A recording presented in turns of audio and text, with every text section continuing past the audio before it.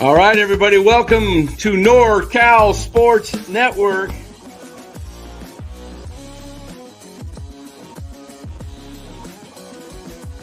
And this is the same hat that Brock Purdy's dad wears.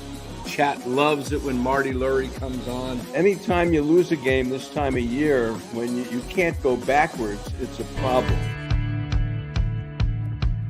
All right, everybody, welcome on in. NorCal Sports Network. Tough Warriors lost tonight. Playoff-like game. Fun to watch.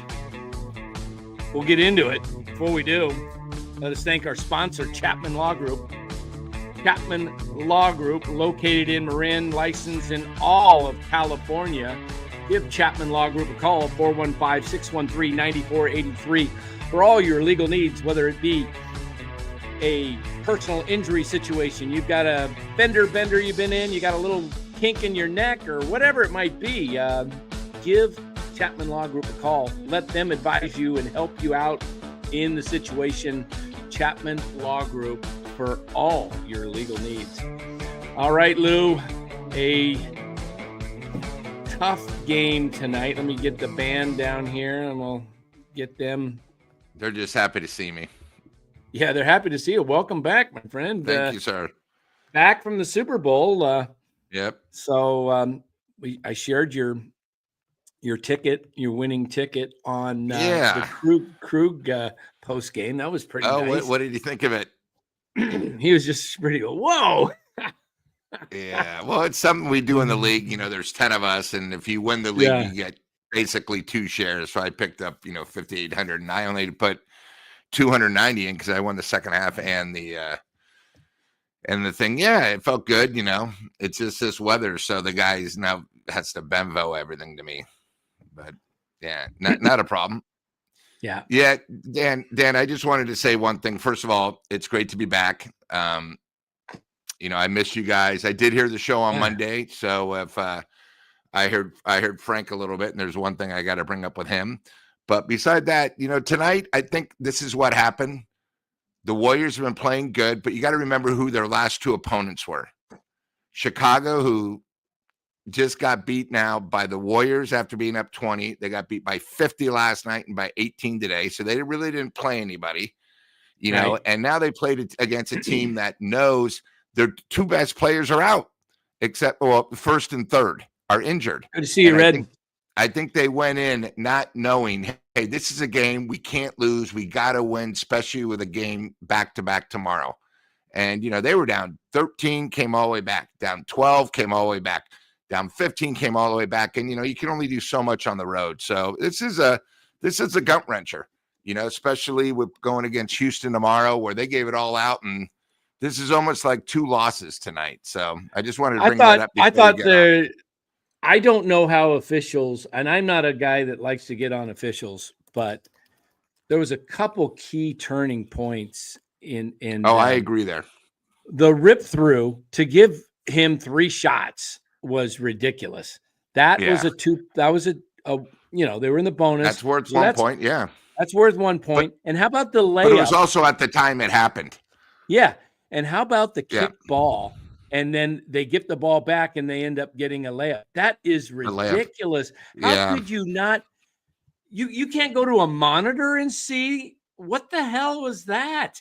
The guy clearly kicked the ball. And then they said, I don't know if it was right, but they said it was an 8-second violation. Well, that wasn't possible. Oh, is that what they said? I thought they said they blew the whistle by mistake. I don't know. I heard 8-second violation, but give me a break. The guy clearly kicked the ball. And one official sees it, and then he gets overruled. How did he get overruled? Who overruled him? What did that guy see? Yeah, I'm not really sure. And there was, beside those 2, there was probably about 8 questionable calls. The one I didn't like is they gave Steve Kerr a T for coming on the field, saying where, there should have been a foul. And then Jason Kidd did the same thing. Right. Even worse, and no foul. So you got to do it both ways, And I don't care if you get the hometown refs. It's just overall when there's like 8 calls, it's got to be 4-4. It can't really be 6-2 or 7-1. Yeah, they said it was 8 seconds, and there was 18 seconds on the shot clock, which is ridiculous. I don't know what this guys were thinking out there tonight. And then, is there a star player in the game that gets no respect from the referees? Curry just gets clobbered going down the lane, and they don't ever call it. But I digress because you mentioned it. The Warriors missed so many dang layups tonight. Oh, They had 15 many turnovers, 15 layups, and we're talking gimmies. We're like, there's nobody around. And, there was that one situation where I think there was 3 gimme layups that they missed. Mavericks missed one. Then the Warriors came down and missed like 2 just bunnies, and it was just, one of those games. Nothing you can really do. It's basketball sometimes. And what is Pods doing? I know that it's a long shot with 10 seconds left. Yeah. What are you throwing it in on? You could have Steph dribble over, boom, boom, boom, and go up for a 3-point shot with 6 seconds left and be down by 1. He can make a 3. He could dribble and take a long shot. But to throw it in a crowd, I mean, that's like throwing in triple coverage as a quarterback. What? Yeah, I don't understand. Yeah, I didn't like that. I also didn't like some of the, Gary Payton kept us in and Looney, and then late in the fourth quarter, they weren't even in the game. You got to bring the people that actually buy it to that situation that played all game. And I know, they want Pods in, but, this isn't the first time. We've seen Green do these unbelievable passes.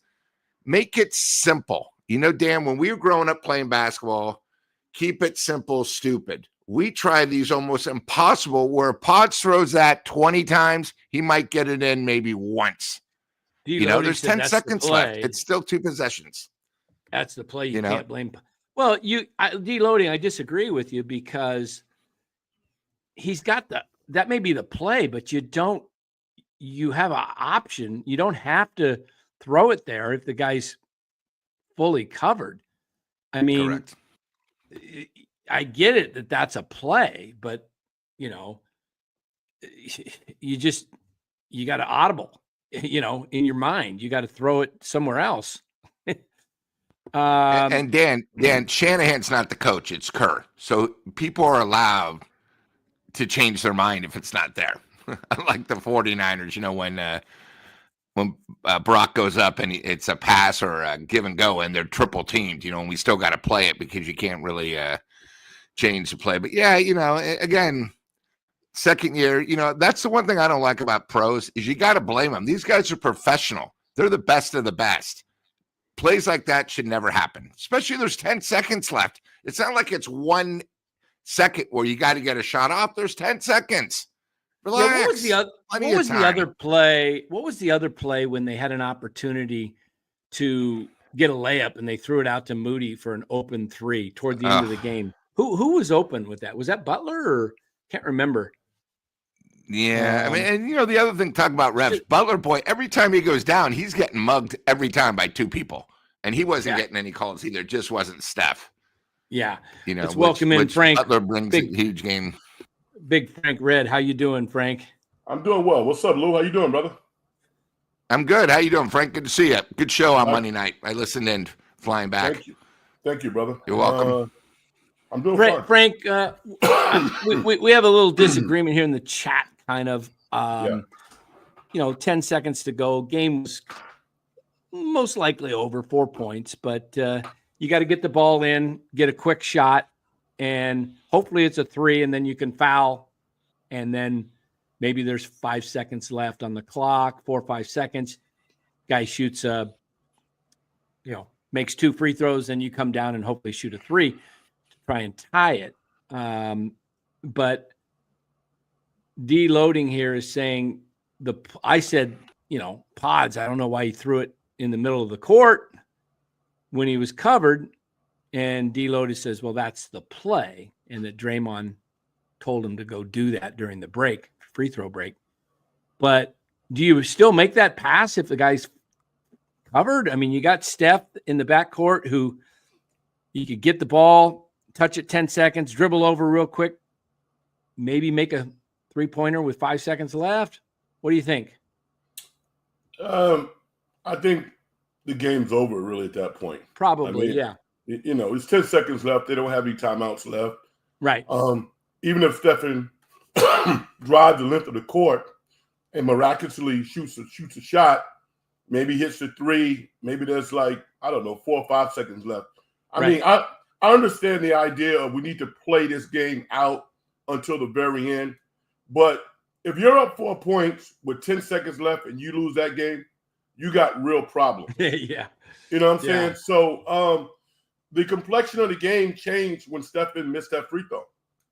Yeah, boy, that would have put him up Good point. one. It changed everything. It changed the defense. Change it. It changed everything. So, wow. I mean, this was a great game. Yeah, it was a great game. And it was played by two teams that wanted to win. I think a lot of times the narratives get out there about Jason Kidd. Listen, I watched Jason Kidd just like you guys did for 30 years. I played against Jason Kidd. This dude is one of the most competitive, mentally tough players who have ever played the game. And his players sell out for him. So I actually want to give Dallas credit in this disappointing loss for the Warriors.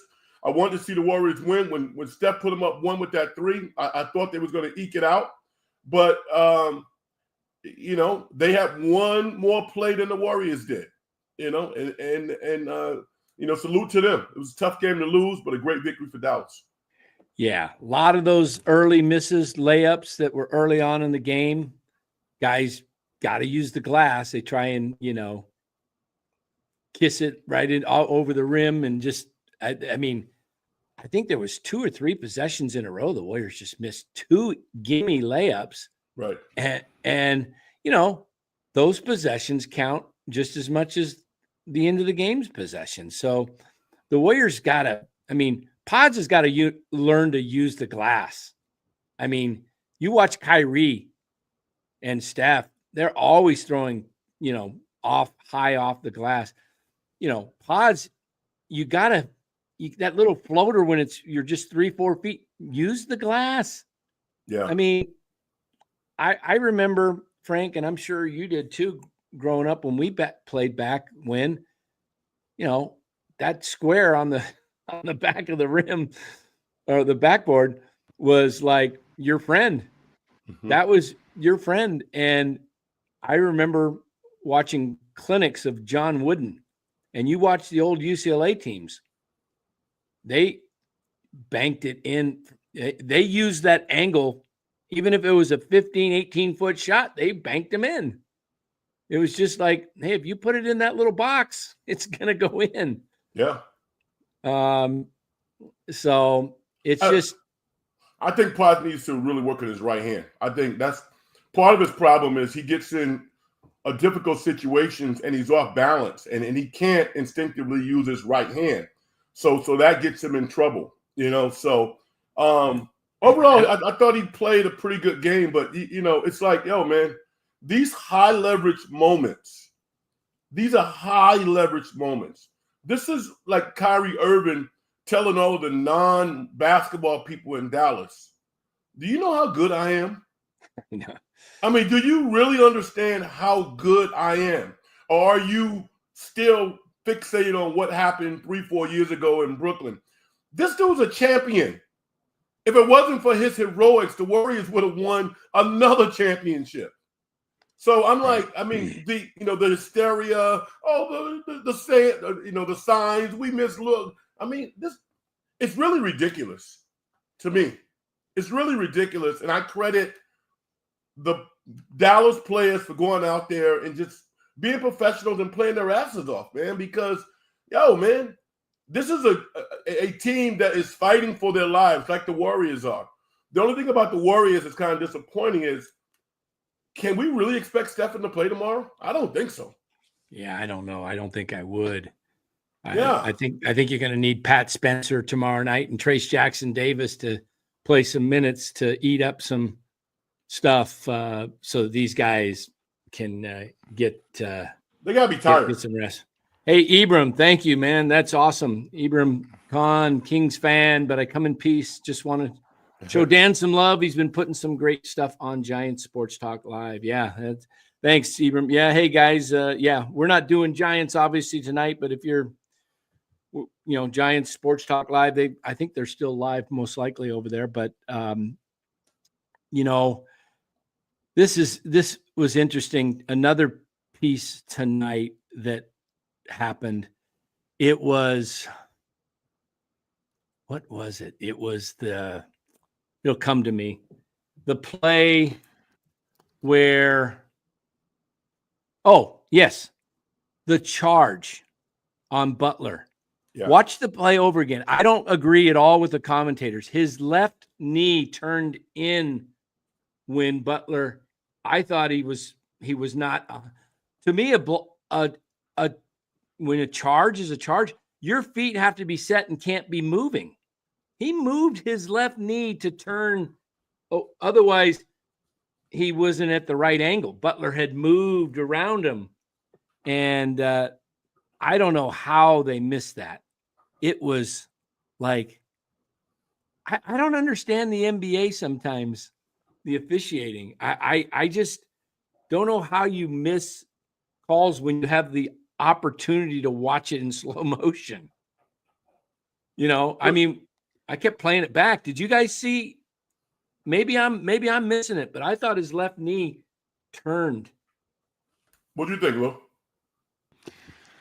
Yeah, well, it's easy when it's in slow motion. When they're going speed, I thought it was personally a charge. Now, Dan, I don't know if you were watching the ESPN feed or the CSN. ESPN. Okay, so you had Richard. Yeah, you had that one. Yeah, because on ours, they were actually the announcers were sort of upset the whole night. So they were upset about the kick, but that one they actually thought, hey, that was a charge. And that's, I'm going to step away for a second. I'm going to go record it on my phone. I thought tonight, the one thing we haven't, no problem. No problem. I thought tonight, the difference in the game is we haven't really mentioned him. It was Max Christie. I mean, Max Christie was the difference because, Thompson sort of had an off night. He started off good, but, he shot a lot, wasn't him. But Max Christie, he was 6 for 12, 1 for 3, 4 free throws, 7 rebounds, 4 assists. What's great, and this is what's unique about the NBA, is sometimes guys get to a team where they can actually open up. When he played with the Lakers, he had to play one way. We knew he had the ability. I always thought when the trade, he was a key piece that really we weren't talking about. But, Irving was a stud. That 3 straight possessions where he shot 3, 2 of them, he didn't even see the hoop. And then he almost made a 4th. But Max Christie really helped out because, this, got to remember, this was the first time since the injury came down, they played without a center. That was the one thing I got upset about, where thank God we still have Looney and Gary Payton because they really were a spark. Looney, like usual, gives it his all. One thing about Looney, I mean, how many minutes did he play tonight? You never know. But he played 15 minutes, and it seemed like he got every single rebound. It seemed like he was out there the whole time. And then Payton, I love when they get the 2-on-1s, or he moves without the ball so smoothly. And what I like about him is he'll take it and he'll dunk it, get everybody fired up. That's where, a lot of times like TJD and these guys, when they have a chance, dunk the damn thing. You're not going to miss it if you're an NBA player. But, I thought Max, was huge for them. And, they played literally without a center. They did whatever they can, But, this was one of those things where I think you bring up a good point, Frank, where both teams wanted it. Somebody had to lose. And at the end, the Mavericks just got, a couple plays that bounced their way and they won by 4. I just thought the one thing about the Warriors is it's very tough when you're on the road to be down 13, come all the way back, down 12, come all the way back, 15, these guys, you only have so much. And, it doesn't really matter. But, the Warriors, the other thing too is Buddy Hield he was 1 for 9. And I don't really care about his offense. I'm more concerned about his defense, where, he gives up a lot of layups. And, maybe he's not the quickest on defense, but it seems like his guys who are guarding him seem to go right by and get easy layups. Where the other way, where Buddy Hield has to come, he's got to work so hard just to get a shot, and it sort of works both ways. So, it's one of those things. I just think, I don't want the Warriors to lose tomorrow, because then going into the All-Star break, it looks like we haven't taken any steps forward. I mean, obviously this team is a lot better with Jimmy Butler for two reasons. When Steph goes out, they, stay either even, but they have a player there that they've really missed that can actually score. And then when they're both there at the end, you feel like the Warriors have a chance to win, where before, it was a little bit hesitant. I mean, what do you think, Frank? Well, I'm going to go back first with regards to the charge. I agree with you. I think it was a charge. I mean, when it's and it was a charge, I believe, because he guessed right. A lot of times it's so acute. Maybe he moved a little bit, but he guessed right. Yeah. And when he guessed right, he positioned his body in the spot where Jimmy was going. And even if he wasn't totally square, the referee saw what we saw. And you deserve that. Yeah, I agree. I mean, I watched Kerr's expression on the bench, and his face didn't even change. He just circled it up and said, "We're going to challenge it." But he knew it was a charge. And he also probably internally was questioning whether or not that was the right play to run. You know what I'm saying? So I think he was probably challenging himself there. But give Kyrie credit. I thought it was a charge. The other point you were making, and I've been saying this for a month, I've been writing about it. And a lot of times as basketball fans, we don't get a chance to see these players unless they're playing our team or they play for our team. Buddy Hield has one of the lowest basketball IQs of any player that's had a sustained NBA career. This dude is damn near like a 10-year veteran. His IQ, basketball-wise, is very low. And, you saw it 2 or 3 times tonight. Draymond frustrated. I mean, literally admonishing him on the court. Stephen Curry, like, dude, you cut to the basket. Get your hands up and ready. You got to catch the ball in tight spaces. Now, I have empathy for Buddy because Buddy's never played in high leverage moments. He said everybody wants to play for the Warriors until you play for the Warriors, and every moment matters. And it's going to take Buddy Hield some time. Hopefully he won't sulk and think that he's being picked on, because you can learn over a period of time, but you got to recognize that I'm not there. Even Moody, you see Moody gradually learning, but he still makes mistakes. Like that foul that Kyrie got 3 free throws on, that's just ridiculous. Why do you have your hand? That is terrible defensive position. The guy has the ball and you're sticking your hand in his shooting zone. Your hands, this is what I always tell players. Show me your palms. Show me your palms. If I can't see your palms, then you're not doing what I asked you to do. If I see your palms, there's absolutely no way you can commit that foul. Now, with that said, Moody is developing as a player. Kirk can clearly trust him more, but that's a play that good high school players don't make. And that was not good. And that also played a major role in Dallas kind of staying close, not allowing the Warriors to stretch out a little bit. So the Dubs played well, but they got to play smarter. They got to play a lot smarter. Interesting. Yeah. Hey, I got this. I was able to go videotape this. I want you to take a look at this.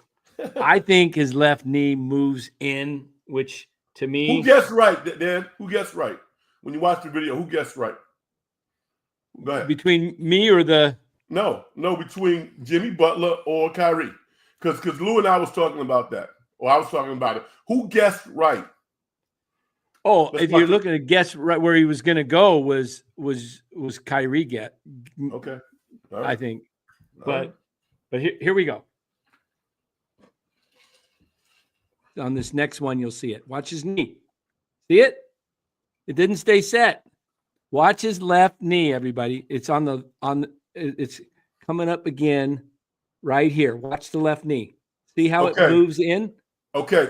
Let me tell you what officials look at. Know what officials look at? Your shoulders. They don't look at your knees. They're looking at his shoulders, and the question they're asking are his shoulders square? Because if your shoulders square, your head is square. All right, which means that you see the ball and you're making a basketball play. I mean, the call could have went either way. Obviously, it could have went either way. But I think the officials looked at Kyrie's shoulders. They saw that he was under control and balanced, and they gave him the call. His shoulders were square, yeah. Man. Yeah, he did bowl him over right into the upper body, and his hands were up. So, yeah. I mean, I'm not going to blame the officials in this one. I mean, there was just too many missed opportunities. I mean, I don't recall in the last 10, 11 years since the first Warriors championship, maybe even before, I don't remember Steph missing a free throw with the game either, a 1-point deficit, tied, or a lead. I mean, I just don't recall that in the last minute of a game. And he missed it badly. He didn't miss a lot. How many minutes did he play? 37 tonight. Yeah. See, I mean, here's the thing. He's tired. Man. You're right. He's tired. Here's the thing. Your heart, right? Your heart is connected to your nervous system.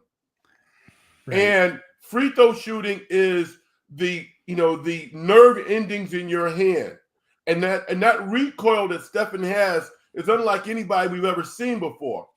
But he was tired. Right. He was tired. And he was a little off. He was trying to concentrate, but his body is like, dude, I'm tired. And he was just a little off. Even with that said, 9 out of 10 he makes.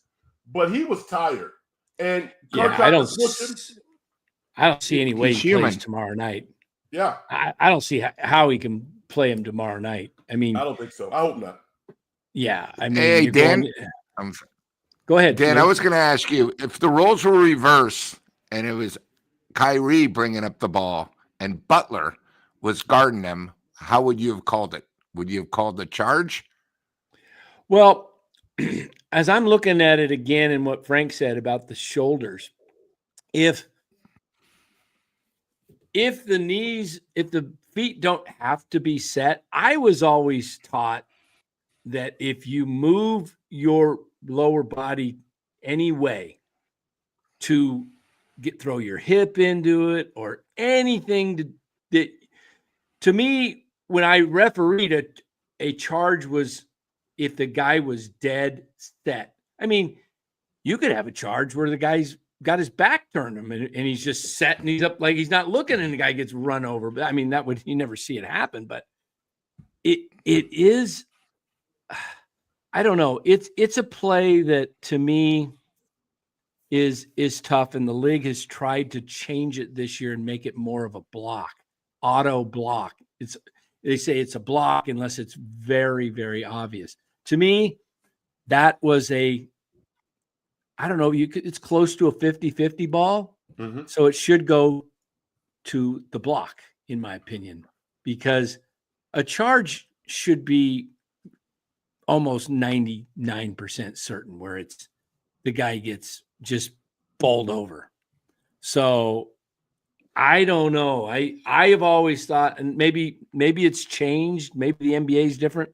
But when I was reffing high school basketball and I did a little college, you had to be completely set, and your body had, like Frank said, the shoulders had to be square, and you can't be doing anything. You really can't be moving. Here's the thing, though. When that intersection happens, your chest is what meets the defender first, not your leg. If your feet buckles the offensive player as a defender, that's going to be a foul 100 times out of 100. But because his shoulders were square and he was in that space, I think he got the call. Now, if the dynamics had been different, if they were playing in San Francisco, if Kyrie had not been Hercules tonight, then, maybe he would not have gotten that call. I think there were some other variables at play, and the call was not so egregious. What I thought was horrible is when Stephen Curry goes to the basket and gets clobbered. Yeah, again and again and again. He got clobbered. And late in the fourth quarter, that particular play could have stretched them out a little bit because they might have been, I think maybe that was after his three. I'm not quite sure. But he got fouled. The referee looked at him, and they screwed up the kickball call. They tried to explain it. That was ridiculous. That they effed that one up, right? And then Moses Moody fouling Kyrie in that situation late in the shot clock, putting the onus on the official to ultimately change the call to a shooting foul. That is terrible defense. If he rises up and shoots over you with your hands extended, hey, man, give him credit. You put your hand in the shooting zone. Yeah. You can't do that. That was just not thinking. Not thinking. Yep, you're exactly right. And Frank, if you remember, there was only like 4 seconds left. So yes! you knew he was 4 seconds left out of the 24. So it wasn't like it just started. Yeah. That's like when I look at some of this stuff, and I'm, hey, man, I'm Moses Moody's one of his biggest supporters. But when you play, like when they talk about the Warriors, the reason why the Warriors can be competitive against a lot of teams is because they play a very intelligent style of basketball. And they can wear teams down over a 7-game series because they generally execute better than 80%, 90% of the teams in the NBA in the half court. Even when they're outmanned, they still generally get a shot that they want to get, or they'll get a slip. But tonight, in those quintessential plays, they kind of came up short a little bit. Dan, you talked about early parts of the game. Yo, man, if Buddy Hield gave them anything, they're up like 8 or 9 points. Yeah. Come on, man. Buddy, it's tough. Buddy, it's tough to watch. Buddy is just, if he's on, he's valuable, but he doesn't give you much else if his shot's not falling. He doesn't. He doesn't give you a lot. I'm watching this play over again, and Max Christie of Dallas, when the charge happened, he went like, oh no, like he thought it was a charge. Right. You see he goes, no. But Buddy Hield was out there again on the closing lineup. I don't think he was. See, that's my biggest complaint. He was. No, he wasn't. That was Moody. Okay. Yeah, it was Moody. I got the headband mixed up. Okay, so it was Moody. But Pods is out there. I don't know if it's going to be Kuminga, I'm assuming, when he comes back. And it was kind of interesting tonight. It was a small ball game, and yet Kerr started post. And then he hit an early three, and then we didn't see much of him the rest of the night. I was just kind of like, let's see what the minutes were with 12 minutes. That's all he played, and he started. So you're gonna tomorrow night. I was upset about GP2 not playing more. I mean, he was a big spark. He was playing great, played great defense. They were making a run, and then all of a sudden, boom, he's not in anymore. Right. Yeah, and he hit a couple of threes too. Yeah, he played a very good game. Yeah, I'm just taking a quick look at the box score. Minutes wise, he said Post 12, Santos 12, Looney 15, Peyton 16. So 1, 2, 3. Those 4 guys will have heavy minutes tomorrow night. My guess that they'll each play, I would think 25 minimum each. Mm-hmm. And you're probably going to see Trace Jackson Davis out there for 15, 20 minutes. Pat Spencer. I think they might let Butler play. Maybe not. He's going to play. He's not an all-star. Yeah. Butler will probably play. Yeah, Butler will play. I think Steph's the only guy they need to rest. I mean, no, I mean, I agree with you, but it'd be interesting to see if Steph can talk his way into the game. One of the things that I guess, Frank, is it's probably tough. You see a guy take a DNP before the game, he doesn't suit up. What's the difference of just putting a guy on the bench and saying he's going to take the night off unless we need him at the end, And I mean, is it too tempting to just say he's sitting on the bench? I'm going to throw him in there. I think that's the real problem, isn't it? Yeah, that, and also there's a business component to it. I mean, I think, when Steph Curry's in uniform, there's a kid in Houston that's been his biggest fan since he's been 2 years old. So you want to see your guy out there if he's suited up. So that's another thing. I heard the Warriors have the most back-to-backs of any team in the NBA. Now, if you're the NBA and you got the number one selling jersey, the most, I would say, to me, I don't know what the right word is, but he's the most adored fan, player the face by of the fans. NBA. Yeah, he's the most. He's more than LeBron. Why would you put back-to-back games of Steph Curry and make them the most when he's not going to play in back-to-backs because he's getting up there in age and his knees, tendonitis? Why wouldn't you just say, we're going to limit the back-to-backs instead of giving them the most?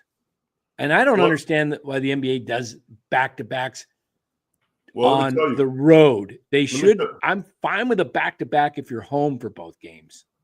Let me tell you why. The Warriors are the highest rated team in the NBA. So it's about money. That's what it's about. Yeah, you're right. So even though he's tired, I mean, they got to put these schedules together. It's illogical until you start following the money. Listen, the Warriors, there's about 5 teams in the NBA that basically pay all the bills.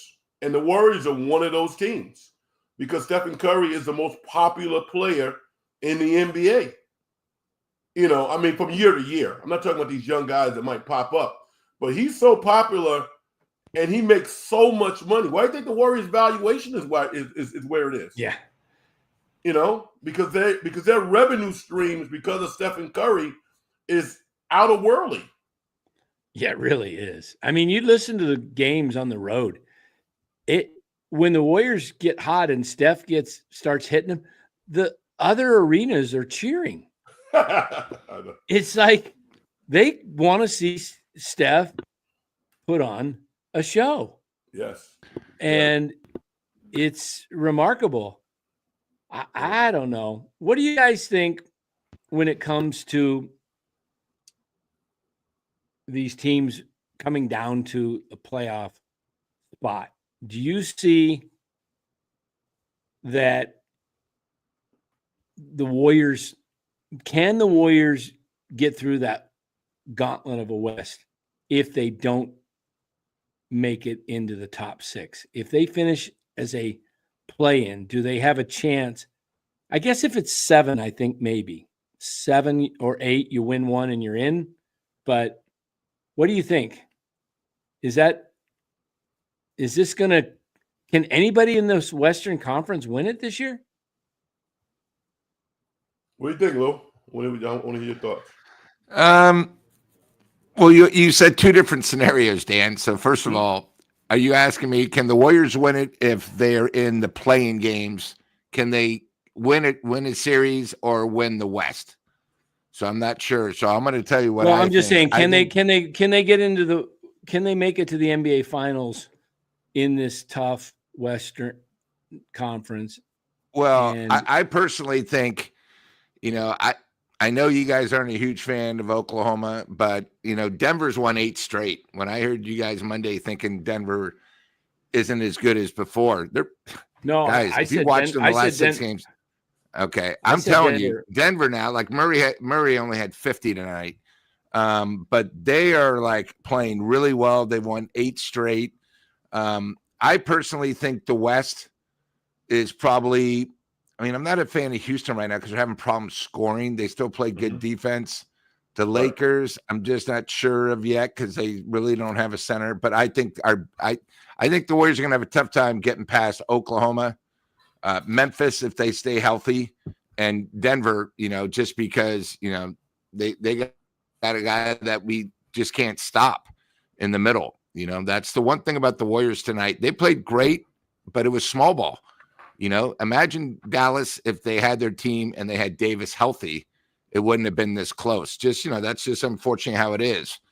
But getting to the West, I think the Warriors need to be like 7 or 8. So if they do have, it's tough to win with a 1-game playoff, especially if you're on the road. Right. So I think they need to somehow get 7 or 8. I mean, right now you got teams like the Spurs that are on their rodeo road trip.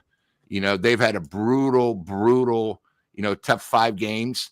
The one thing is after the All-Star break, I think go 3 more home games. Then we go on the road again for 5. I then think you got we come back. 1 game, first game's in Sacramento, right?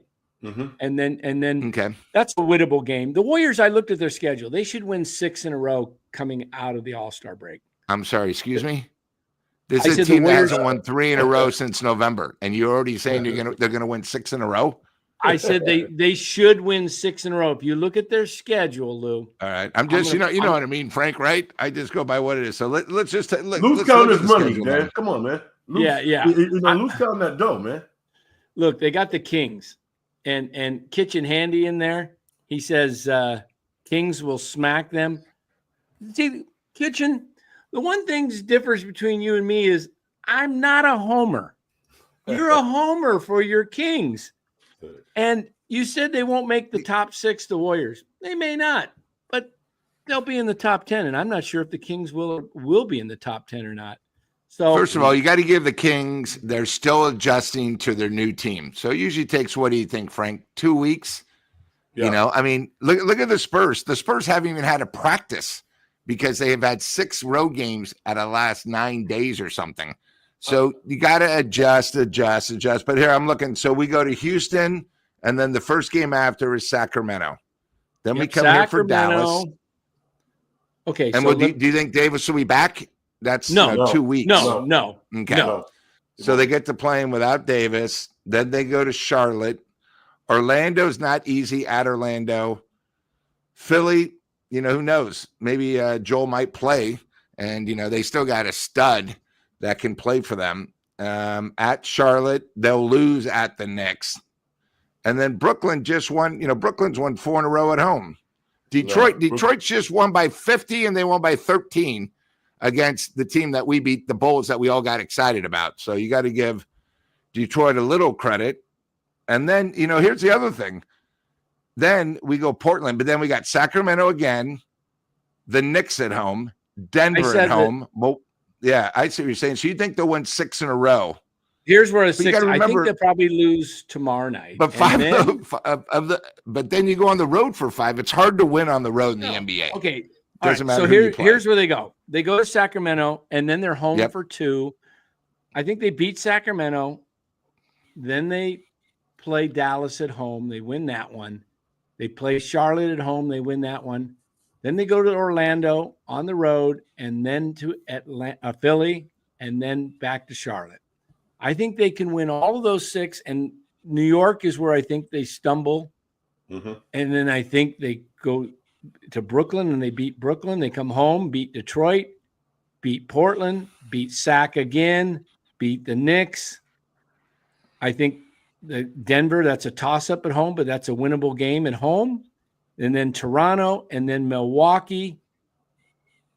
I'm looking at their schedule. They've got the easier part of their schedule than they did earlier. They should have a winning record, Lou. I think with that schedule, I think they'll have a winning record. Here's the thing about the Warriors. They have a chance against most teams because they're smarter than most teams. Now, that doesn't mean that you're going to win, but that means that you're going to be in the games, which is why the Warriors have played the most clutch games out of any team in the league. 16 and 17. Yeah. I mean, that's why though, because but what that implies, Lou, is that they can play with anybody and they can lose to anybody, but they can Correct. play with anybody. So so they're not getting manhandled by any team. So we talked about these key plays tonight. Ideally, the Warriors should have won tonight. When Steph hit that 3-pointer to put them up, it was like ball game's over. And Dallas found a way to make another play. But I really like the Warriors' chances against a lot of these teams. I do. They're not going to win all of them. But, around 44 wins, Lou. 44, 45 wins. I'm not really sweating yet. So That I'm not part, really Lou. worried. Do I look worried? And then, Dan, you keep thinking about they're going to beat the Kings. The Kings already beat them without Fox once. And this year, Sacramento's what, 2-0 against them, 3-0? Okay. They'll beat, now that Butler's and Kuminga coming back, they'll beat Sacramento. We're not even sure when Kuminga's coming back. He's not practicing with the team. He's just doing his own stuff. So I'm still thinking he's not coming until – you think that'll be his first game back? Sacramento, maybe? Not sure. Okay. I'm just, as I look at this schedule, boy, it got blurry on here for me. Because you need him. They're going to win, not with Buddy Hield. They need maybe a third scorer. I think tonight the difference, too, with with Irving is this is where they really missed what's his name, who we traded in the trade, the Canadian. Wiggins. Yeah. I think we missed Wiggins' defense tonight. This is probably the first game since he's gone that we really missed his defense. I wanted to bring that up before I forget. Yeah. I mean, his defense has been consistent all year. Although I thought at the end, I thought Jimmy Butler was solid. I thought he was solid then. I just looked at their schedule. It was blurry on here, but I'm seeing 18. You're seeing wins and it's blurry. I like the way you're thinking, Dan. I see 18 wins is what I'm counting. 18. What is their record right now? 26-26. Those are 27-27. What is it? What is their record? I believe it's 27-27. Yeah. So you're at 45, Dan. 18, yeah. So 45-37. That's where I see them. Well, that's a beautiful record, Lou. That's a beautiful 45-37 and the 7 seed. Yeah. Okay, I'm not. That's realistic. All right, that hold on. Very realistic. I better clean my glasses because I'm not seeing the same thing. Chad, what do you guys think? Do you think Dan's right? All right, there it is. It's clear now. It just became clear when it became clear. So now you're going to renegotiate. There it is. So obviously, Dan, you think they're going to lose tomorrow? I'd have a good shot. Yeah. Okay. Have a good shot. And then, the first game after all the All-Star festivities, that's always a distraction. I know they don't have to travel, but the first game after the All-Star break, you don't know what happens. Hopefully there's no injuries in this fiasco called an All-Star game where, they have 4 teams playing against 2 and, who knows. Can you guys see that schedule there? Can you see that schedule? Or is it still a little blurry? 3. It's just small. I can't 4, 5. Yeah. I think they got a chance to win tomorrow's game, fellas. They actually do in a way. And I'm going to tell you why. Because Houston doesn't execute in the half court. 7. It's not a good half court team. It is not. I see about 12. Oh, come on. What do you got? What do you mean? 12 wins, Lou? 12 wins? What are you talking about, Lou? I think they'll lose tomorrow. I think they'll lose to Sacramento. They'll probably beat Dallas. That's their first win. They'll probably beat Charlotte. They'll probably lose at Orlando. Philly's a tough team at home. So, I think they'll lose at Philly. They'll probably win at Charlotte. They'll lose at the Knicks. They'll probably beat Brooklyn. Then they come home. And Detroit's a playoff team right now in the East. You don't realize how good they are. They'll beat Portland. They'll probably maybe beat Sacramento, so that's 5. They'll lose to the Knicks here. They'll lose to Denver. What do you mean then? Well, Denver will destroy them. No, they're not going to lose to the Knicks twice. I guess you don't watch East Coast. Knicks are good. Of course they Knicks are really good. You don't think the Warriors with Jimmy Butler are good? Okay, you know what the problem is, Dan? And this is like the chat and a lot of the Warrior fans. You guys get Butler, right? And then who do you play? You play Chicago, who traded their best player, who is now 0-3 since the trade and has lost by 24 after up by 20, by 50, and they lost by 18. You beat a horrible team. You then went and you beat Milwaukee without their best player. Okay, their best player. So now you play Dallas without their best player and you lose. So you're 1-2. Hey, you know, I'm just trying to be and this is a team that hasn't won 3 in a row. You're saying what do you guys know? 12 wins, you and Kitchen Handy. You were the 2 guys that went and watched the Giants give up 10 runs in the first 2 innings. I'm just going by the schedule. Look at come on, 12 wins. That means you're going to be a 39-win team. Come on, you guys. My guy, Dan, we played 54 games and we're 27-27. Yeah, and wait till Butler gets in shape and learns more of the offense. He's in better shape than anybody on the team. Yeah, but Luke, think about that though. If you use that logic, then they would be 500 at the end of the year with 41 games. Right. 41. You said 38. You said 38. Well, that's because I only see 12 possible wins. I don't think Dan thinks they're going to beat Sacramento twice, the Knicks twice. No, Detroit, I didn't say the Knicks thinks they're going to beat Denver. All right, here we go. Can you guys see my little cursor here? Right there. Can you see it? You remind me of the guy on the Stern show, Dan. That's kind of like uses the cursor to kind of like take women apart, man. All right, here we go. Tomorrow night, Houston. I'm with Frank. They could win, but I'm not going to count it. I think when they go to Sacramento, I think they're going to be rested. And do you think Sacramento will be rested too? Yep, but I think the Warriors have more talent. They're going to beat Sac. Yep, and then they're going to beat Dallas. That's 2. They're going to beat Charlotte. That's 3. They go to Orlando. I think they're going to be clicking on also. I think this is a team with Butler and Green and Curry and Looney that are veterans, and all of a sudden they know it's kick it in gear time, and they're going to get on a roll. And I think they're going to win every game on that road trip except the Knicks. I think they lose to the Knicks. They could get bounced by somebody else, possibly Orlando. But I think they beat Philly. They beat Charlotte. They beat Brooklyn. They come home. The only way I could see them losing to Detroit is because it's the first game off of a road trip. Okay? But they've lost to Detroit like 3 times in a row now, I believe. I think they got swept last year, and they lost. Because Detroit's good. Cunningham's a stud, and he's got help finally. But go ahead. I think they can beat Detroit. They're going to beat Portland. Okay, how many wins do I got here? I'm going to give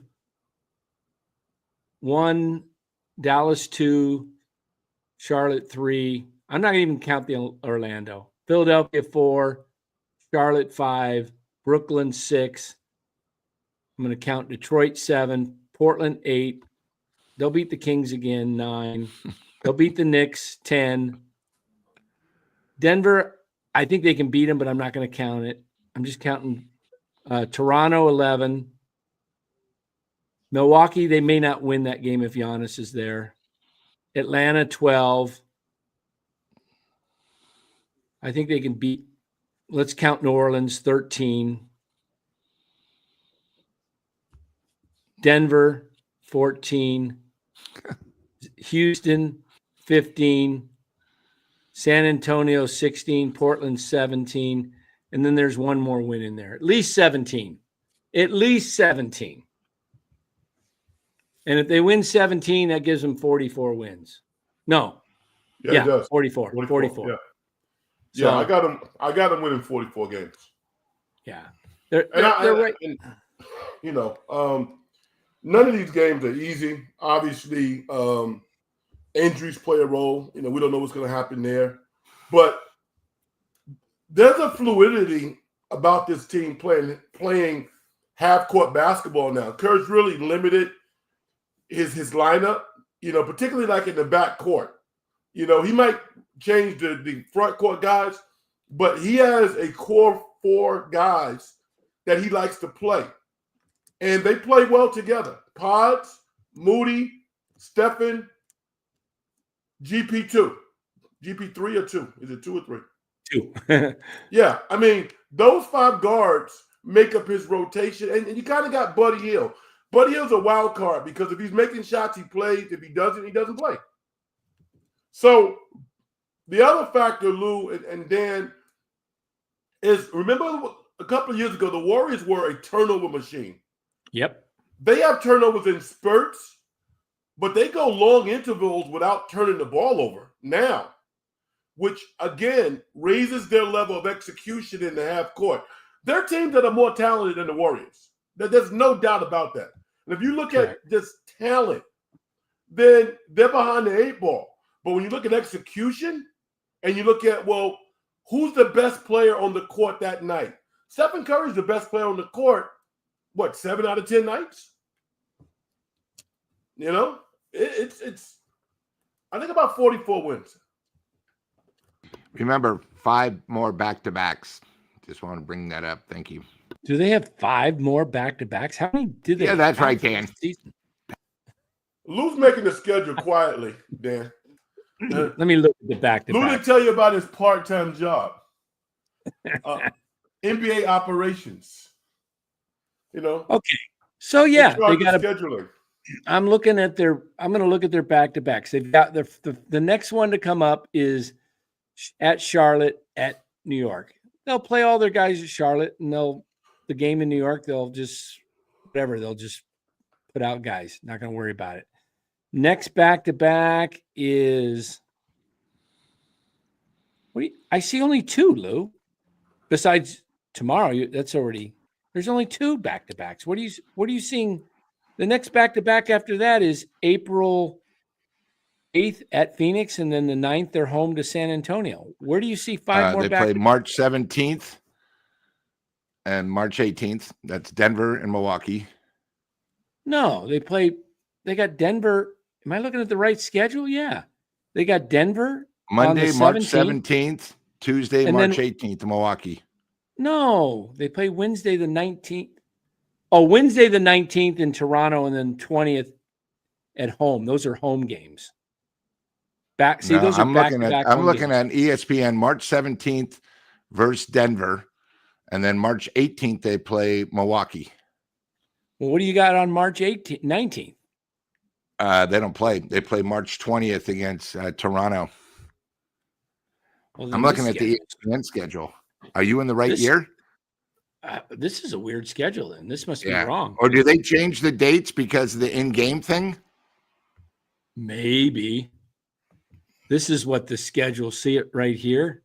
It says Monday at home against Denver, and then Wednesday 19th Toronto, and then Thursday March. That's not on the 20th. ESPN schedule. Well, maybe it's changed.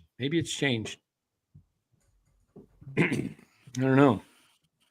Yeah. Okay. Oh well. We'll see. I don't know which ones. Yeah. Hey, Dan, this is kind of cool. A young lady named Melinda. Garcia is watching from the Philippines. That's my sister-in-law. I thought you were big over there. Yeah. Dan's huge. He's bigger than Steph. Yeah. All right. Hey, my sister-in-law is watching. Why don't you sell some hats? Yeah, you can sell some hats, some memorabilia over there, man. Yeah. Nice job, man. There we go. All right. Yeah, pretty cool. Yeah. All right. Well, that's awesome. It will be an interesting final. What are they? 27. So they got what? 27 games left. Or 28. Yeah, 82. I'm thinking. Yep. 28 games left. So you think they'll go 17-11? I do. That's where I have them. I think I do. I think you're talking guys that are professionals that know how to win. I think Jimmy Haven't Butler. they been professionals all season? No, they have Okay. not. They haven't. Okay. I just wanted to ask. Just wanted to make sure. No. If you look at if you listen to Draymond, he says he feels like this is the first time in a while he's felt like they can go head to head with anybody.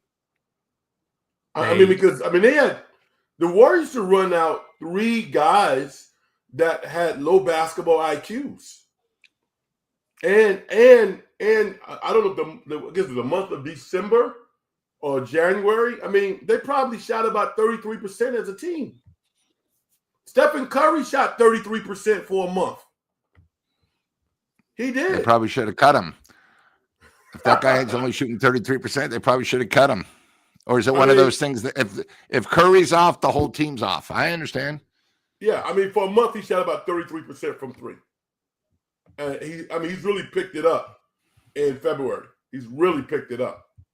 And the saving grace for the Warriors all year, ironically, has been their defense.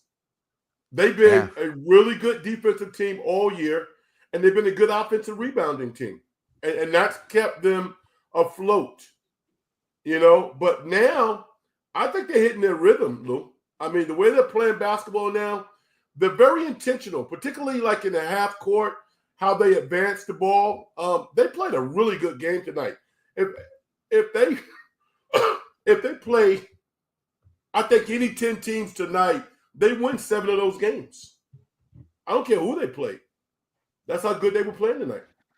I thought tonight it was a total team effort. I thought GP2 played excellent, and I thought Looney was huge. To tell you the truth, it seemed like Looney must have had 20 rebounds. I looked, he only played 15 minutes.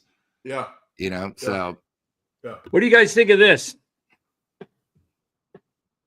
What? Markelle Fultz signing with the Kings today. A 10-day?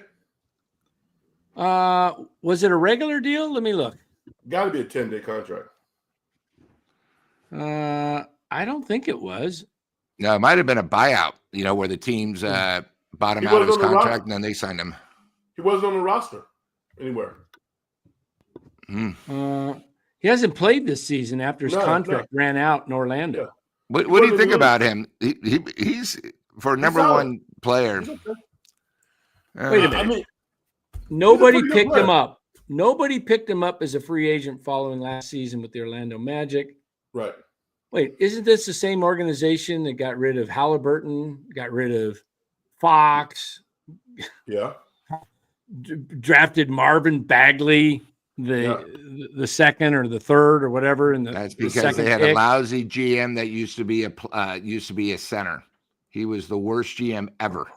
Vlade? Oh. Yeah, I think we should take a little closer look for our Sacramento friends at the Kings schedule. And let's take a look, since the Kings aren't the Kings right in there with about 26 losses too? Yeah, 500. They just did like an 8-game road trip too. It was brutal. I think the Kings are 27-27 or 28-26. Kings are 28-26. They're a game ahead of the Warriors. Yeah, that's what I thought. Yeah, this is a big loss tonight because the Warriors could have moved into 8th place by winning. They could have been. Yeah. But let's just take a look at the. They got a chance to win 7 in a row. Dan, take a look at their schedule. I'm going to take a look at their schedule right here. All right, schedule. Okay, here we go. We got it pulled up, and we'll bring it right up on the screen here. They've won 3 straight. All right, so where are we at? February 12th. Yeah, they just won at New Orleans. They do that back-to-back thing. Okay, so then they got the Warriors.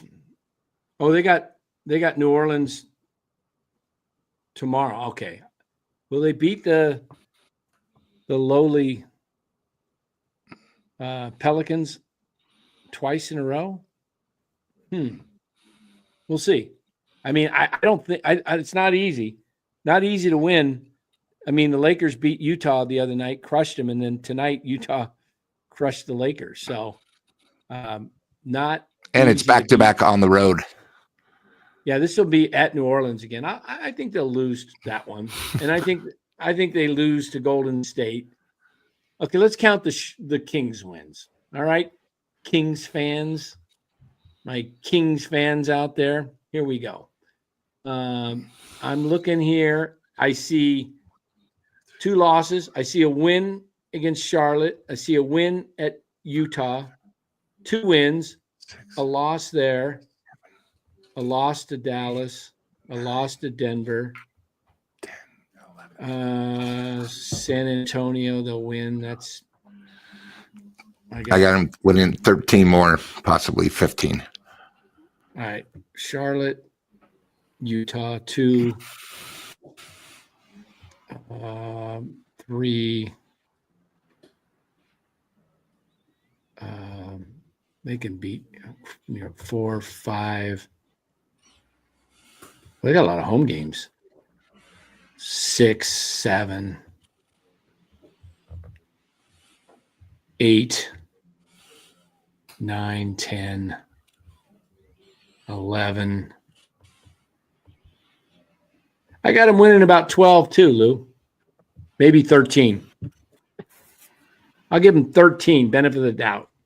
They go 41-41. 13 wins. Let's give them 14. We'll stretch it. Get them 42-40. They're in the play-in. That's a play-in team. Maybe. Yeah, it is. I mean, last year the Warriors won 46 and they were a play-in. More competitive this year. Senior says, laughing out loud, you see 2 losses to the Pelicans and the Dubs and haven't beat the Kings, who haven't beat the Kings all year. And San Antonio is probably good for 15 more wins. And what's their record now? Let's pull it up. They're at 38 wins. That's about right. That's about right. Yeah, 38. Yeah. Yeah, we look at the Warriors being I think the Warriors get to about 44. What was that? 17-11, right? Yep. Kings go 14 and what's the, how many 14? What do they got left? About same 14-14. That would be 42-40. Yeah, 42-40. Yeah, it's gonna be tight. It's gonna be really tight. Warriors probably finish 44-38. Who else is? Yeah. So there you have it, right here, guys. You don't even have to watch the rest of the season. NorCal Sports Network has already told you the outcome. Sorry, Kings fans, you finished 10th at 42-40. You squeak in, but you lose in the first game to the 9th seeded. Who's going to be the 9th seed? Dan, why don't you just pull up the standings and see who we got to be concerned about? Let's take a look here. All right, there's the standings. Because Phoenix is dropping with all the problems. Oh, yeah, Phoenix is going to – I don't think Phoenix is not going to make it. And I think the Kings do 10th. I think the Mavericks end up 9th. And I think the 7-8 is going to be Warriors T-Wolves, whether it's Warriors make it to the we should look at Minnesota's schedule, right? Because that's the one we're going to have to overcome. You're 2 in the loss column back of Minnesota. So let's see if Minnesota. You ready for their schedule? I got it right here. Can you see it? Yep. What happened to it? Oh, there we go. Minnesota. Schedule. All right. So February 12th, they lost tonight to Milwaukee. And by the way, Milwaukee didn't have their 3 best players. Wow. Okay. So they're going to open up. Oh, no, they play tomorrow night. At OKC, that's a loss. No, they're at home. At home. Yeah, I still think it's OKC. a loss. That's a loss. Okay. At Houston, it's probably a loss. Jeez, look at their schedule. And then Oak City 2 more times. Oh, back to back. They flip. That's weird. They play on Sunday. All right, they're going to lose. They might beat Oklahoma City one of those 3. They'll lose 2 of the 3, so they're going to have 1 win in there. Then they're going to go to the Lakers and lose. They're going to win at Utah. That's 2. They'll probably win at Phoenix. 3. They'll win 4, 5, 6. Damn, why do you keep thinking the Spurs are so bad? 7. Give Fox a little time with the big guy. Okay. 7, 8, 9. Jeez, they got an easy schedule. Well, they got Indiana and OKC and New Orleans on their schedule. That's like, gosh. And look who they end with. Utah. Jeez. Oh, look at their end of the schedule. And Brooklyn. 1, 2. Let's see. 1, 2, 3, 4. They're going to be right around 43 wins too. I see them. Yeah, winning they're right 13. in there. They're right in there. Dang. Yeah, Kitchen Handy. The answer is what teams are finishing above the Kings to make them 10th? The Warriors would be 1, and Dallas will be 2.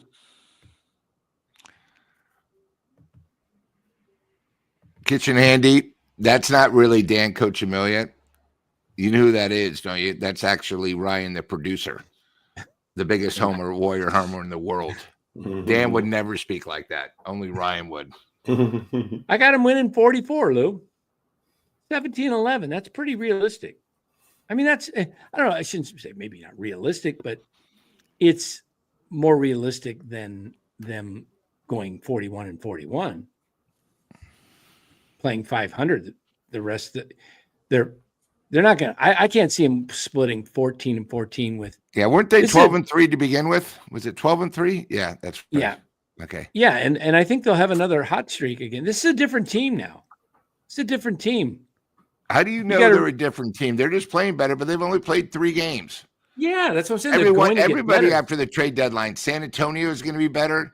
Sacramento is going to be better. When you get a new guy like Butler, it takes time to adjust. And it's going to take time to adjust once they get Kuminga too. Kings hold the tiebreaker over the Dubs. No, they not necessarily, do they? They played how many times this year? Twice? Like I've said, the Warriors are 1-10 in their division. If they don't beat their division, there is no playoffs. They got to beat the Warriors teams in their division. I think they end up getting to the place where it's a different team. Jimmy Butler changes the whole complexity of the team. Just ask Frank. He sees it. It's now you have to. The ball can go into Jimmy, and they can't double team Jimmy. They can't double team Jimmy. We still don't have a center. We still don't have a center. Who's our center? Did you hear Jeff Teague? Did you happen to hear Jeff Teague on his podcast talking about Jimmy Butler? He said, he goes, I like Wiggins, but he goes, I could guard Wiggins. He might beat me, but he don't scare me. Jimmy, eat me up. He goes, a smaller guy, Jimmy will eat them up. And he's just by his strength. He says, so now you get the ball into Jimmy. They're not double teaming him like they would even do in Miami because Miami didn't have anybody. And they had Gabe Vincent that could shoot, and Hero. But they've got to respect Steph. And so I think when Jimmy gets more and more acclimated with this offense, I think it's going to be very difficult for them to – they're going to have to pick their poison. What do you think on that, Frank?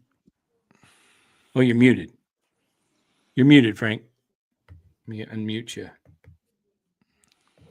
They're There a we better go. offensive team with Jimmy Butler. And, for some of the reasons that you talked about. Wiggins didn't really have a physical offensive game. When his shot was hitting, he was going pretty good. He didn't really have a mid-range. He had a three-point game. He kind of had a drive game. Jimmy Butler hunts out bodies. So he's going to get to the free throw line. And he scores late in the shot clock also. He's a better offensive player. But still, the top-tier teams, the Warriors are outmanned. They really are. They got two legitimate scorers on the team now. Draymond is a great all-around player, but you still got to get more consistency from some of their role players, and we don't know what Kuminga is. Kuminga could be that, quote, wild card, because in those second and third quarters, Kuminga can really get off against some of those guys in the second unit. I can't really judge the Warriors until I see Kuminga back. Then I go, oh, okay, they could be a problem. Now, they might get some help in one of these buyout markets where they pick up a player or two, but as constituted, this team right now, I think they'll win 44 games. I do. 17-11, I think, is a pretty good analysis of where I think they'll be. Let me ask you this, Frank. The senior says the Mavs were depleted tonight with 0 bigs, and the Warriors still lost. Would you have played Quentin Post more? Because the one thing what that would do, if you got Post out, that draws the big away from the basket. They only had one big, and whoever, I can't even remember his name, whatever he was. Prosper, yeah. Would you, if you played Post, he has to come out to guard Post, and that leaves them just completely defenseless down low with no bigs down there. Nobody will even over. So well, that was an issue tonight. Post was in the scouting report, and to be quite honest with you, he's not a hard player to guard. What happens is when teams disrespect him, he lights their ass up because he can shoot. But like you said before, Dallas had 5 guys who could switch on anybody. So you could run hard towards Post because he's not going to drive. He's not going to go by you.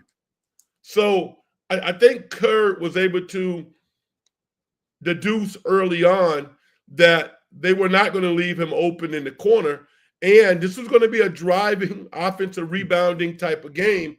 And I don't know if he thinks that Post can do that right now. So tomorrow, I think he's going to have a bigger role. I think he'll have a bigger role tomorrow. But I wasn't surprised that he didn't play a lot tonight. I wasn't surprised at all. Yeah. What is the kitchen handy says, Lou, should I share my wonderful news with you or Dan as well? What kind of news do we got? I don't know. We spoke to him today because he said, Lou, do you have any connections for Kings tickets? So I'm trying to get him some Kings tickets. So I don't know what it is. I just wrote him. I don't know if he's a dad again. Maybe he got a job with the Kings. I don't know. Oh, if he's got a job with the Kings, that would explain him coming hard on us. I don't know. Tell us what's up. Is he in charge of the beam? That'd be a fun job. His wife there we pregnant. Go. That's what I thought it might be. Congratulations. Congrats. Great news, man. All right. Number 2. Yeah, number 2. All right.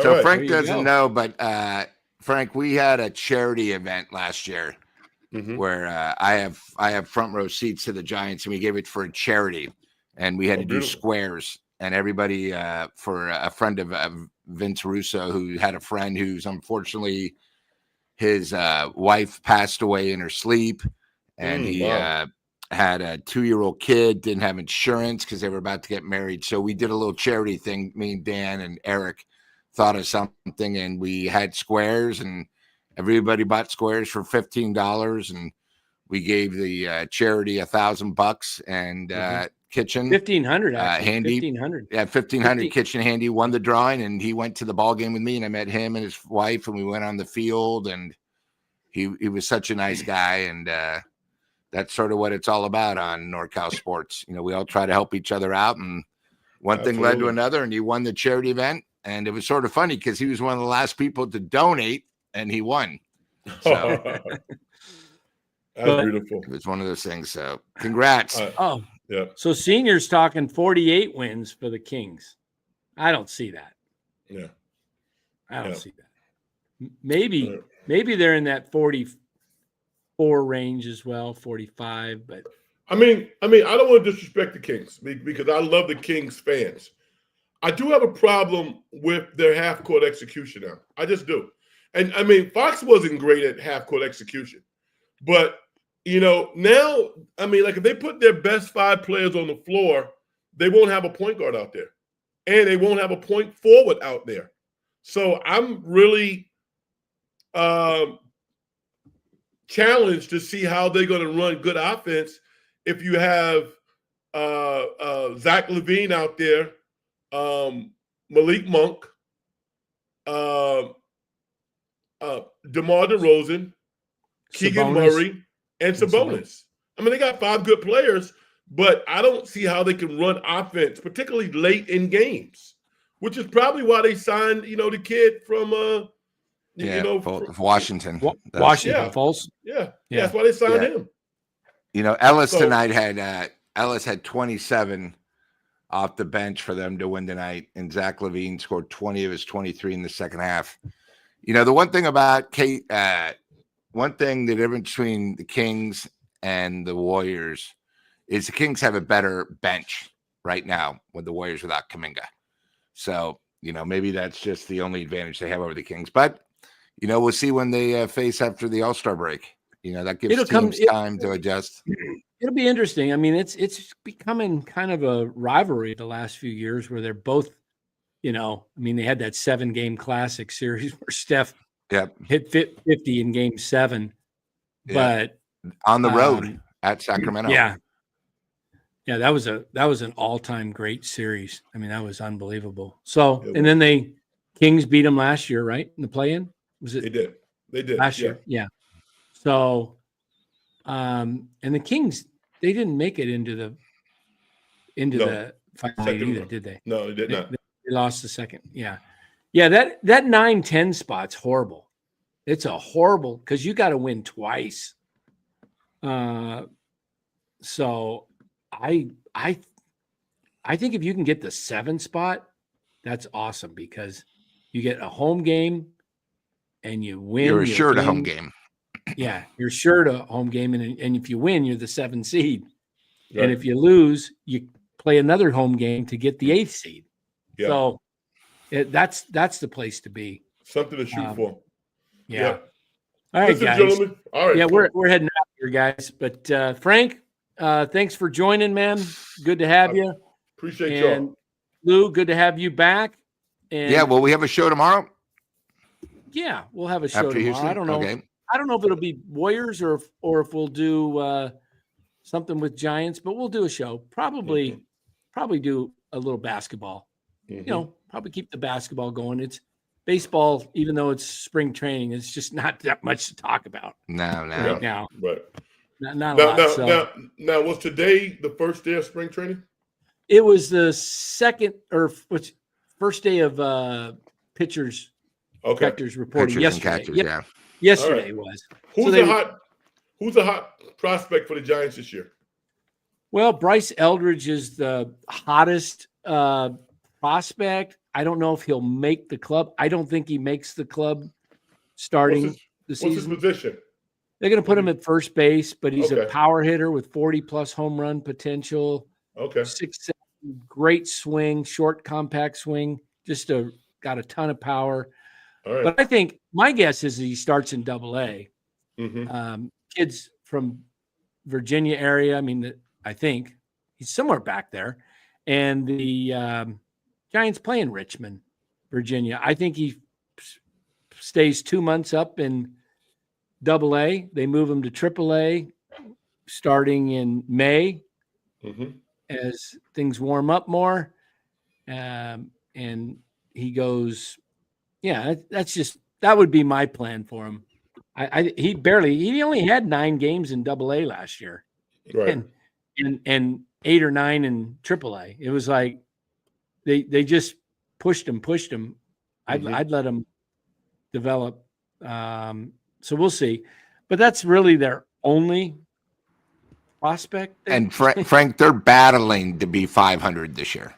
I mean, it's not like with this big prospect, they're going to be automatically in second or third place. Right. I mean, it's going to be a struggle.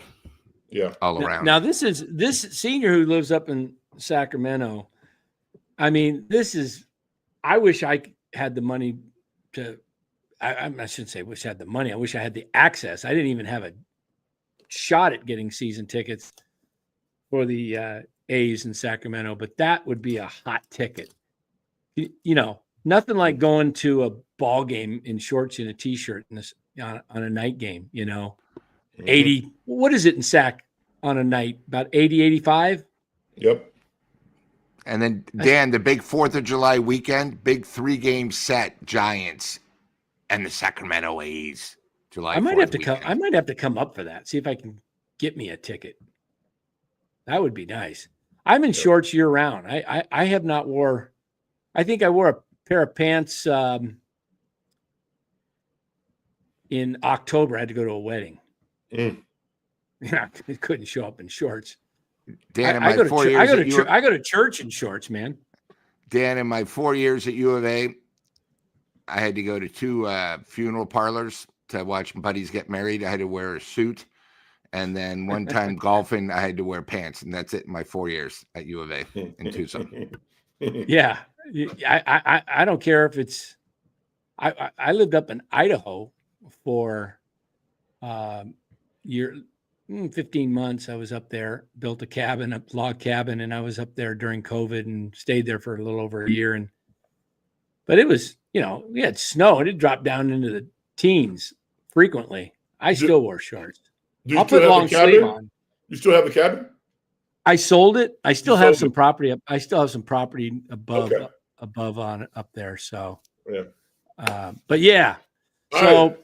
Frank, if you can make it tomorrow night, we'll come back on. Won't be a long one since it's probably Houston, and probably since it's back to back, we'll just keep it short. But thanks for joining.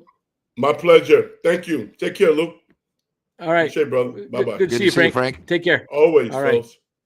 All right. We'll see you. We'll see you hopefully tomorrow night, Frank. All right. Okay, take care. All right, guys. That's going to do it for us. And fishing Smooth. access.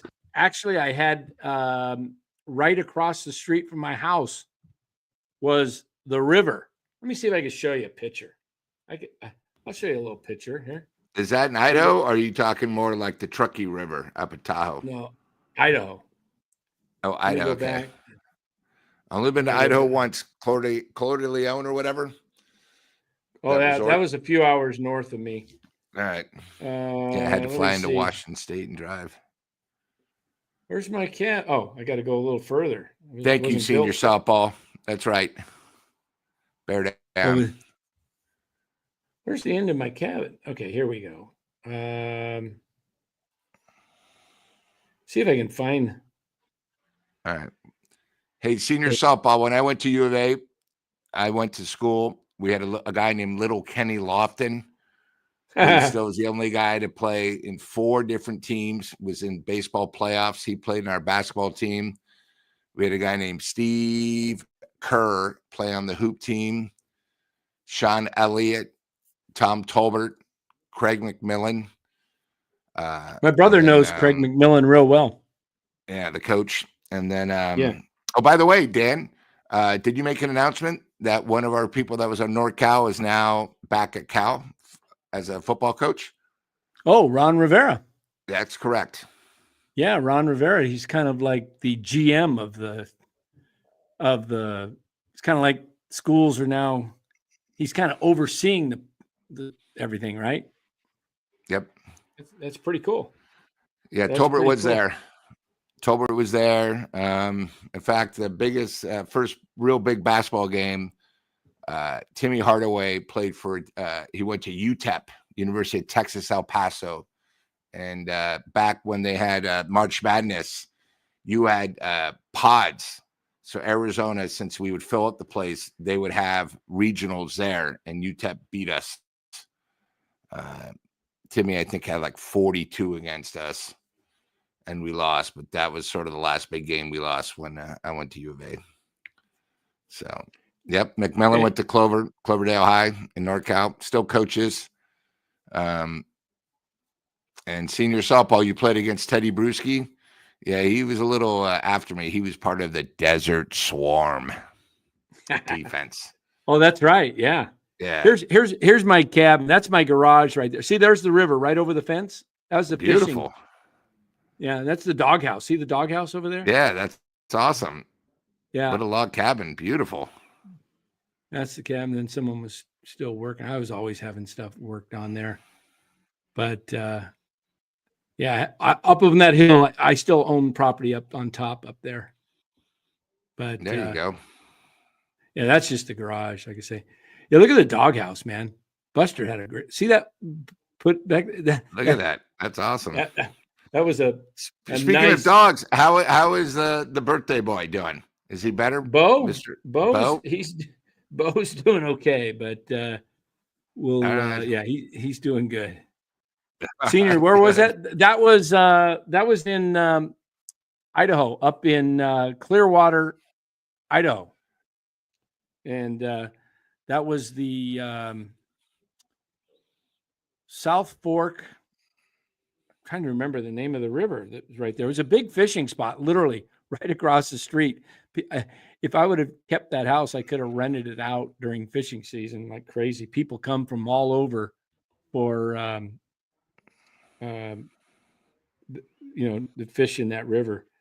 But hey, Stuart, so you ran into Webb. Was he with his little kid, the 3-month-old?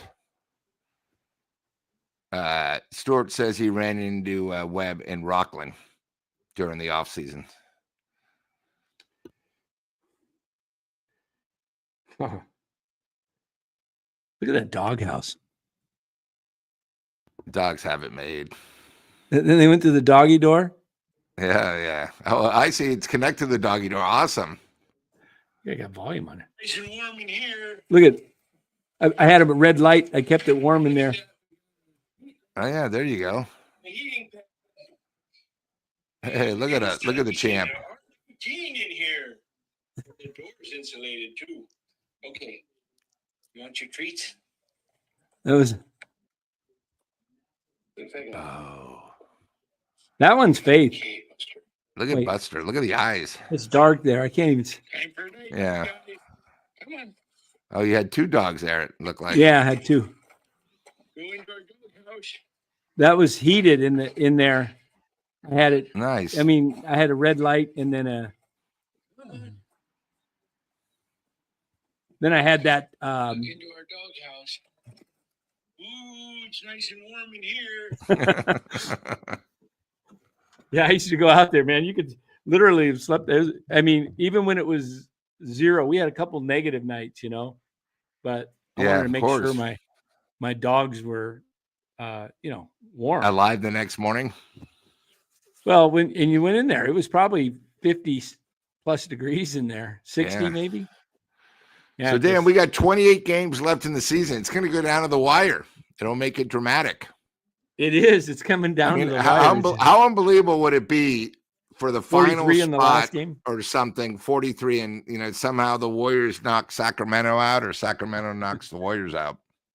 Lou, it could come down to the very last game of the season where the Warriors are sitting at 43 and 38. And they sit out Steph because they don't need the game. Oh, I think they're going to need it. They beat Portland for their 43rd win, and they play the Clippers at home. The Clippers need the game. The Warriors don't, and they'll sit them. I can't imagine. Yeah. Wow. But the Warriors, boy, it's tough. The end of this, they better on that. They have those easy 6 games, but just look at the last couple games. Okay, so you got at LA, at Portland. You should beat Portland, but then you got San Antonio, who's good. Then you have at Phoenix. Who knows how they're going to be? But then you got Houston again, Denver, at LA, the Lakers, at Memphis, at San Antonio. Wait a minute. Which schedule is this? Is this the Warriors?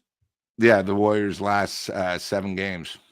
Oh, okay. I didn't know where you were at there. Okay, you're going to Yeah. the last 7. Okay, the last 7. You got at Memphis. Ooh, sheesh. Wait, you look at 3 tough games in a row. They got to play the Spurs, and then at Memphis, and then at LA, then home to Denver, Houston, at Phoenix, home to San Antonio, at Portland, and then home to the Clippers. That road Yikes. trip is going to be, very tough, and you end with the Lakers. 1, 2, 3, and then you play 5, the 6. Lakers at LA, emotional, and then you got to come back for Denver. That's a tough back-to-back. Oh, jeez. Why did the Chad? He's starting to get a little nervous of his 17-11. You don't see Lou sweating. Wait a minute? Yeah. Hey guys, see, I was looking at a different schedule. This thing did get changed. It all changes. Back to back. There's 5 of them. See. Hey guys, while he's looking this up, I just want to tell you. So I was in New Orleans for the Super Bowl. We had a little party. We had Dan Hampton, Dan Moreno. I sent Dan the photo, and Steve Atwater. We also had the Poker Brat came by. If you guys are poker fans, and he bought Danny Negreanu was there, and then who else would have been? Is that big? Sean McVay? We were actually in the. No, that's the Poker Brat right there. He's actually friends with the Warriors owner. He sits with them all the time. And who's that? Who's he with? No, he's with one of my guys from VIP. Oh, okay. He's very famous. Yeah. Here we go. This is Steve Atwater, Dan Moreno's in the middle. Yeah. And then Dan right? Hampton of Chicago. Oh, Dan Hampton. You got there you go. So at our parties, they wear the Hall of Fame jackets, and then you get to try their rings on, which is pretty cool. Of course, it was in New Orleans. And next year, guys, it's in Santa Clara. So if anybody wants a bucket list or you want to take your dad to something special, we'll be down in Santa Clara. In fact, the next 2 Super Bowls have been announced down in Santa Clara, and then it's going to be back in LA again. So Santa Clara is going to have the Super Bowl and a World Cup game. Pretty amazing. So Dan Moreno could not have been nicer. Wow. Did you hear they have taken all the scoreboards down and they're going to have the largest display of digital screens 4X. in any sports stadium in the country?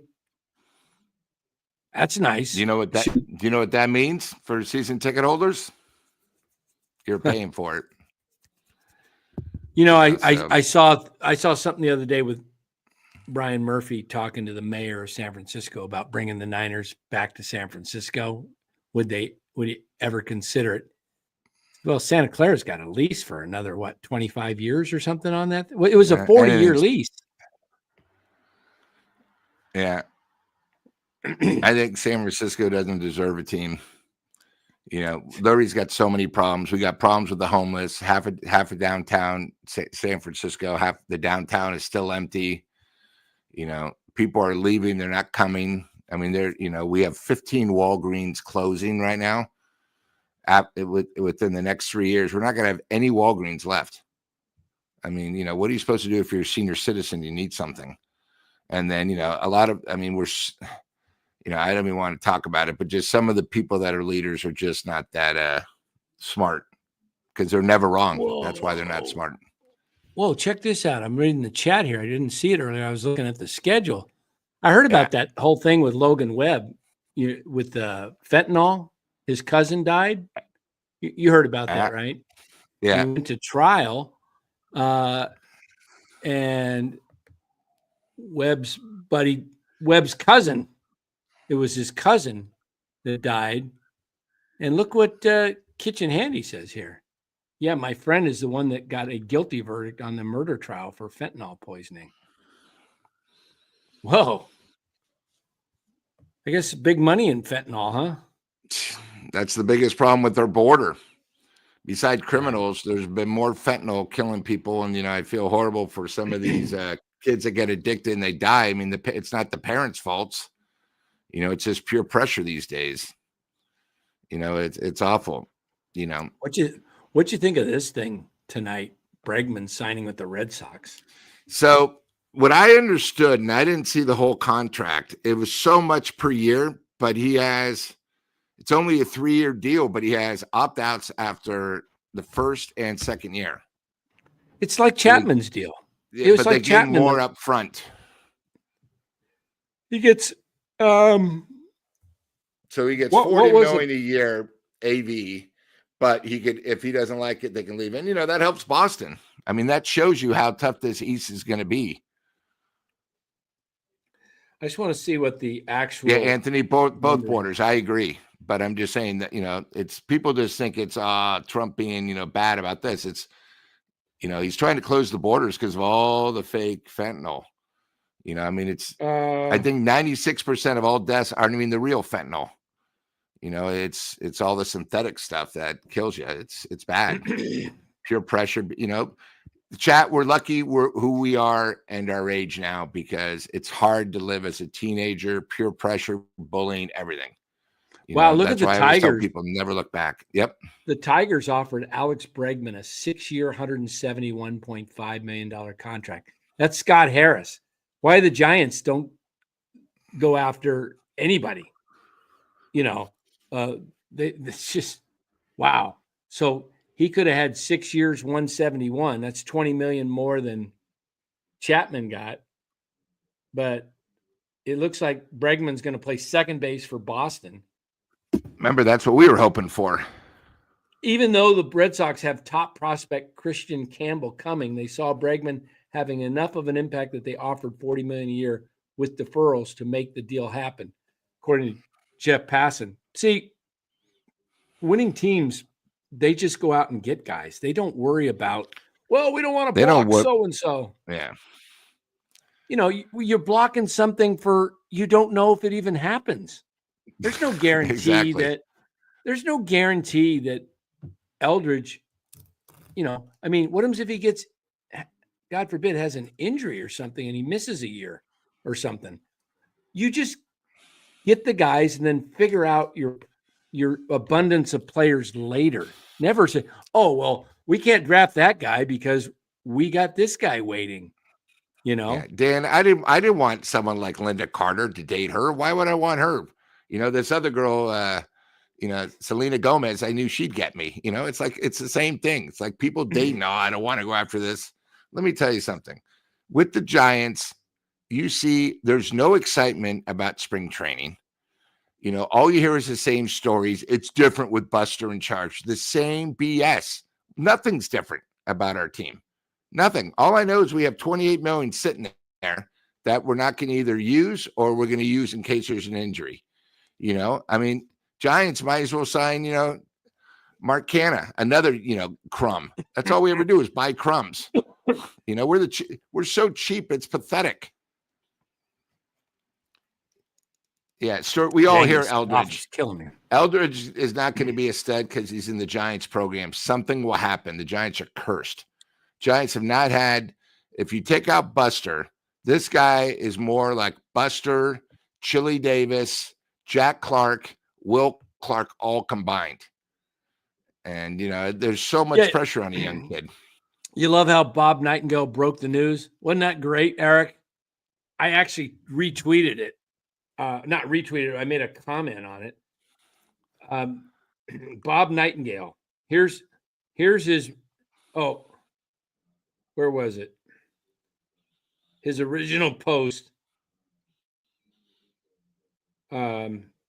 He says the years Bregman signs 3 years, 122, 2 years opt out or whatever. And I'm like, well, who'd he sign with? He didn't say, I said, nice reporting, Bob. You didn't even mention what team he signed for, you clown. I had to go look up someone else to see where he signed. I mean, how do you got to so quick to put out the tweet that you didn't even put out who he signed with? I was thinking, did he sign with the Astros? Did he sign with the Tigers? And you see the Dodgers signed 2 more guys, Kershaw, and then they signed Hernandez. I mean, it's pretty soon, Dan, we're not going to be talking about the Dodgers B team being better than the Giants. We're going to say their C team and their coaches are going to be better than the Giants. They're so stacked.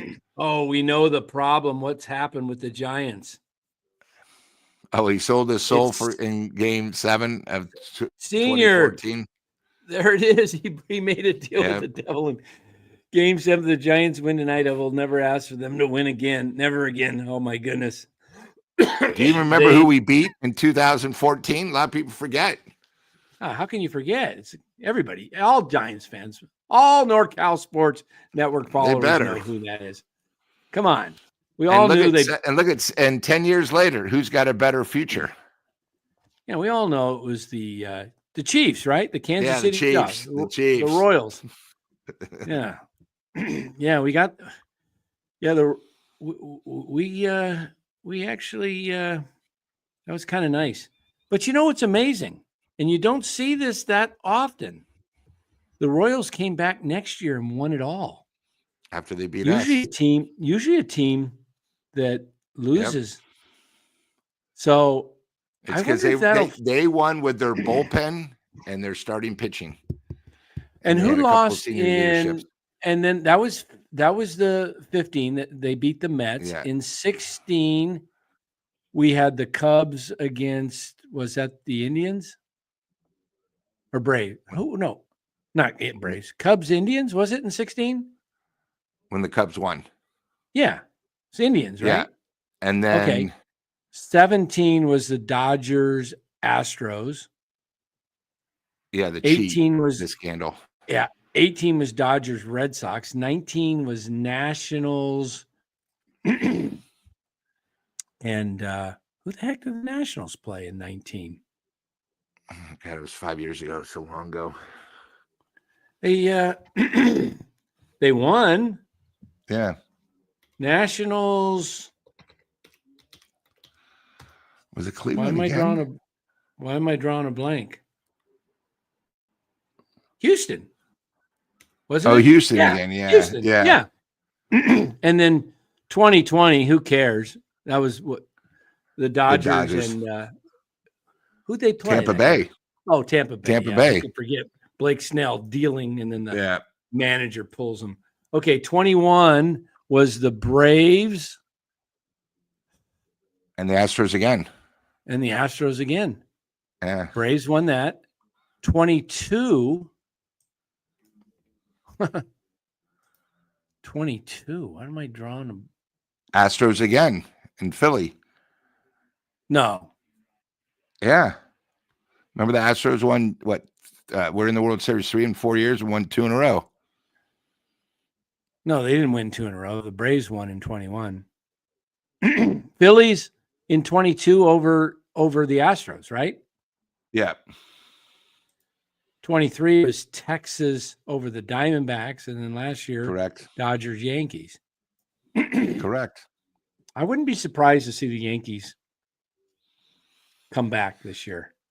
That shows you what a good organization is. They lose their star player, and they probably have a better team now losing him than they did. And they have a future. And they got $350 million still put away. Was Mookie on that 2020 team with the Dodgers? Was that his first year?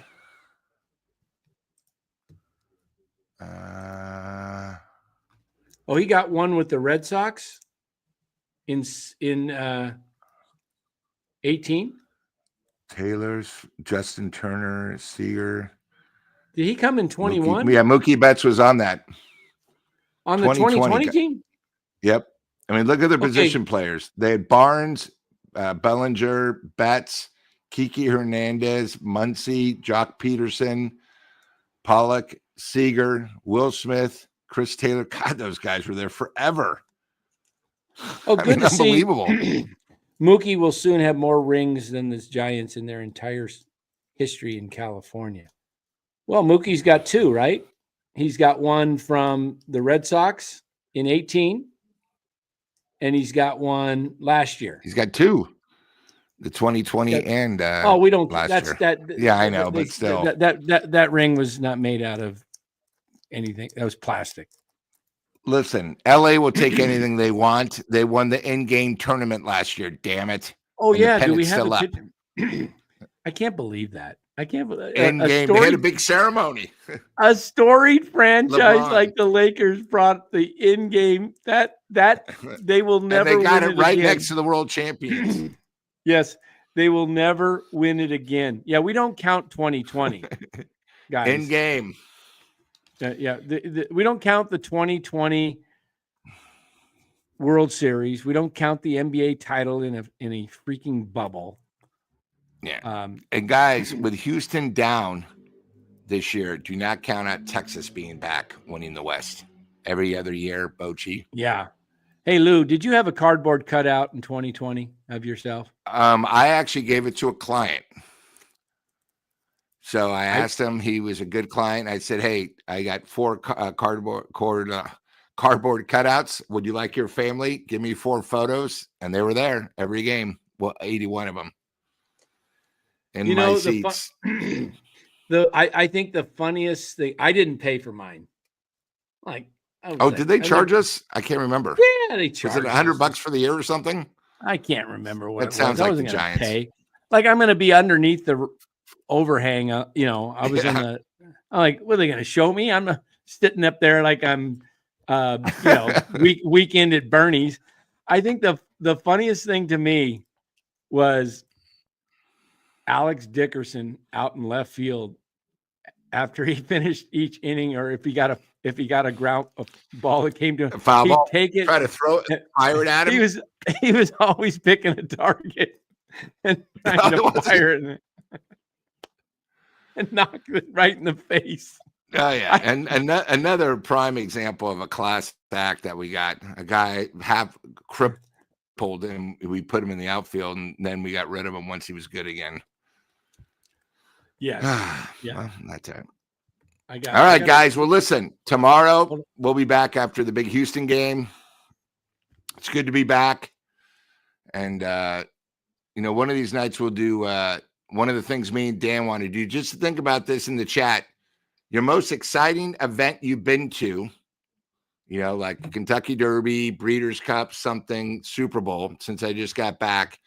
And the most exciting sporting event you've been to in the Bay Area. That could be the Catch. Maybe you're at the final game, 49er game against Atlanta at the Stick. Maybe one of the World Series games. But we're going to do a topic on that soon. So, no, I don't think the Dodgers use U.S. aid money to pay Ohtani. They got enough money. But that's a good one. I do like that, YouTube user. We actually have a message for our Dodger fans in LA or all right, in the Bay let's Area. Hear it. There you go. Congrats. Congratulations, Dodger fans. Congratulations to BC. Everyone else out there, 1 legitimate ring since 1988. Must be tough winning all those divisions. I don't believe what I just saw. Must be tough winning all those divisions. We got you up there in your rightful spot, right up there. We'll leave you up there. You'll win the division again. When I do my predictions, I'm coming up with them. I'll give you a little hint, guys. I'm not picking the Dodgers this year to win it all. I'm not.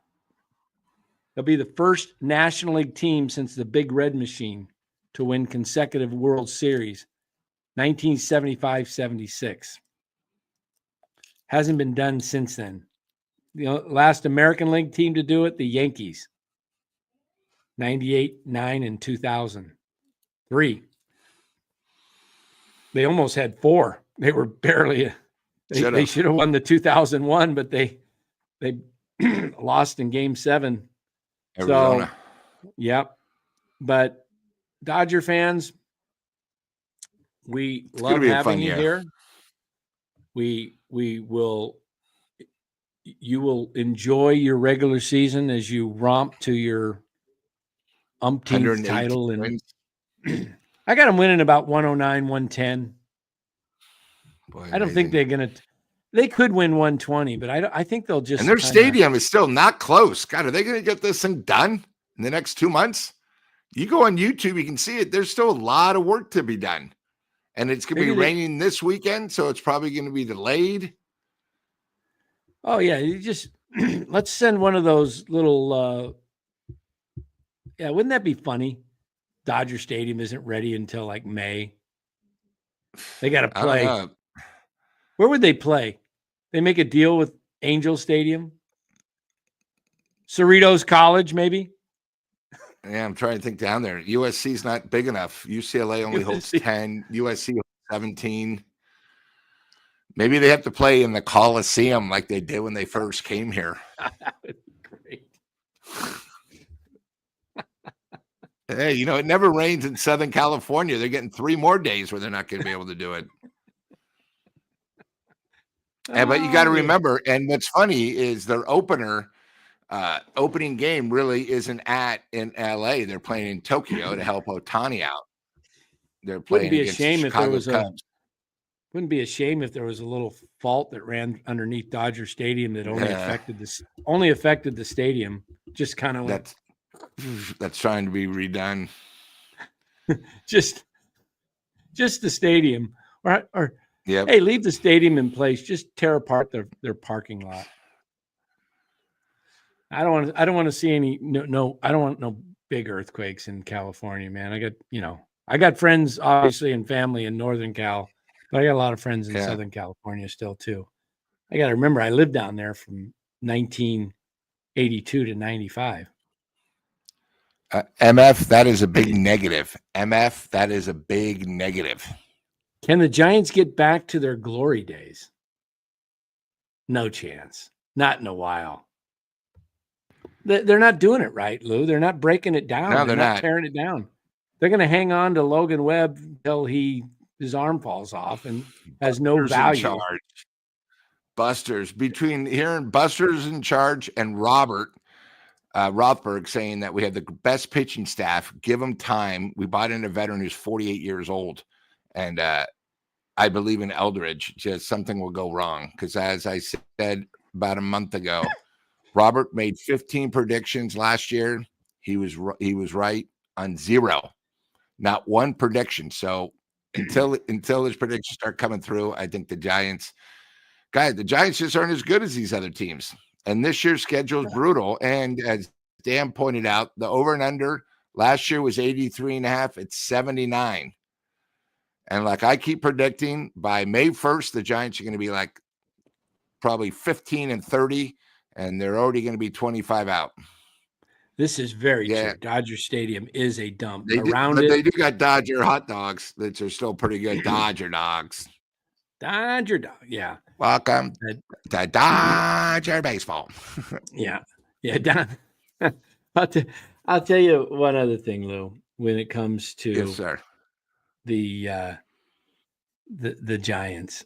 I kind of hoping, I would love to be really pleasantly surprised, and they just start out the gate really good, and all of a sudden, at the trade deadline, they're 10, 12, 15 over 500, and they're like soaring, they're competing, they're within, they're definitely in a wild card spot, and they look like, hey, this is going to be a good year. But if it isn't that, give me the exact opposite. Give me 15-20 under. Don't give me no 500 team that's, within a game or two of the wild card, and they're just hanging on for that. Let's be 15-20 under. And Buster says, man, this is bad. What the hell did I get myself into? Yeah.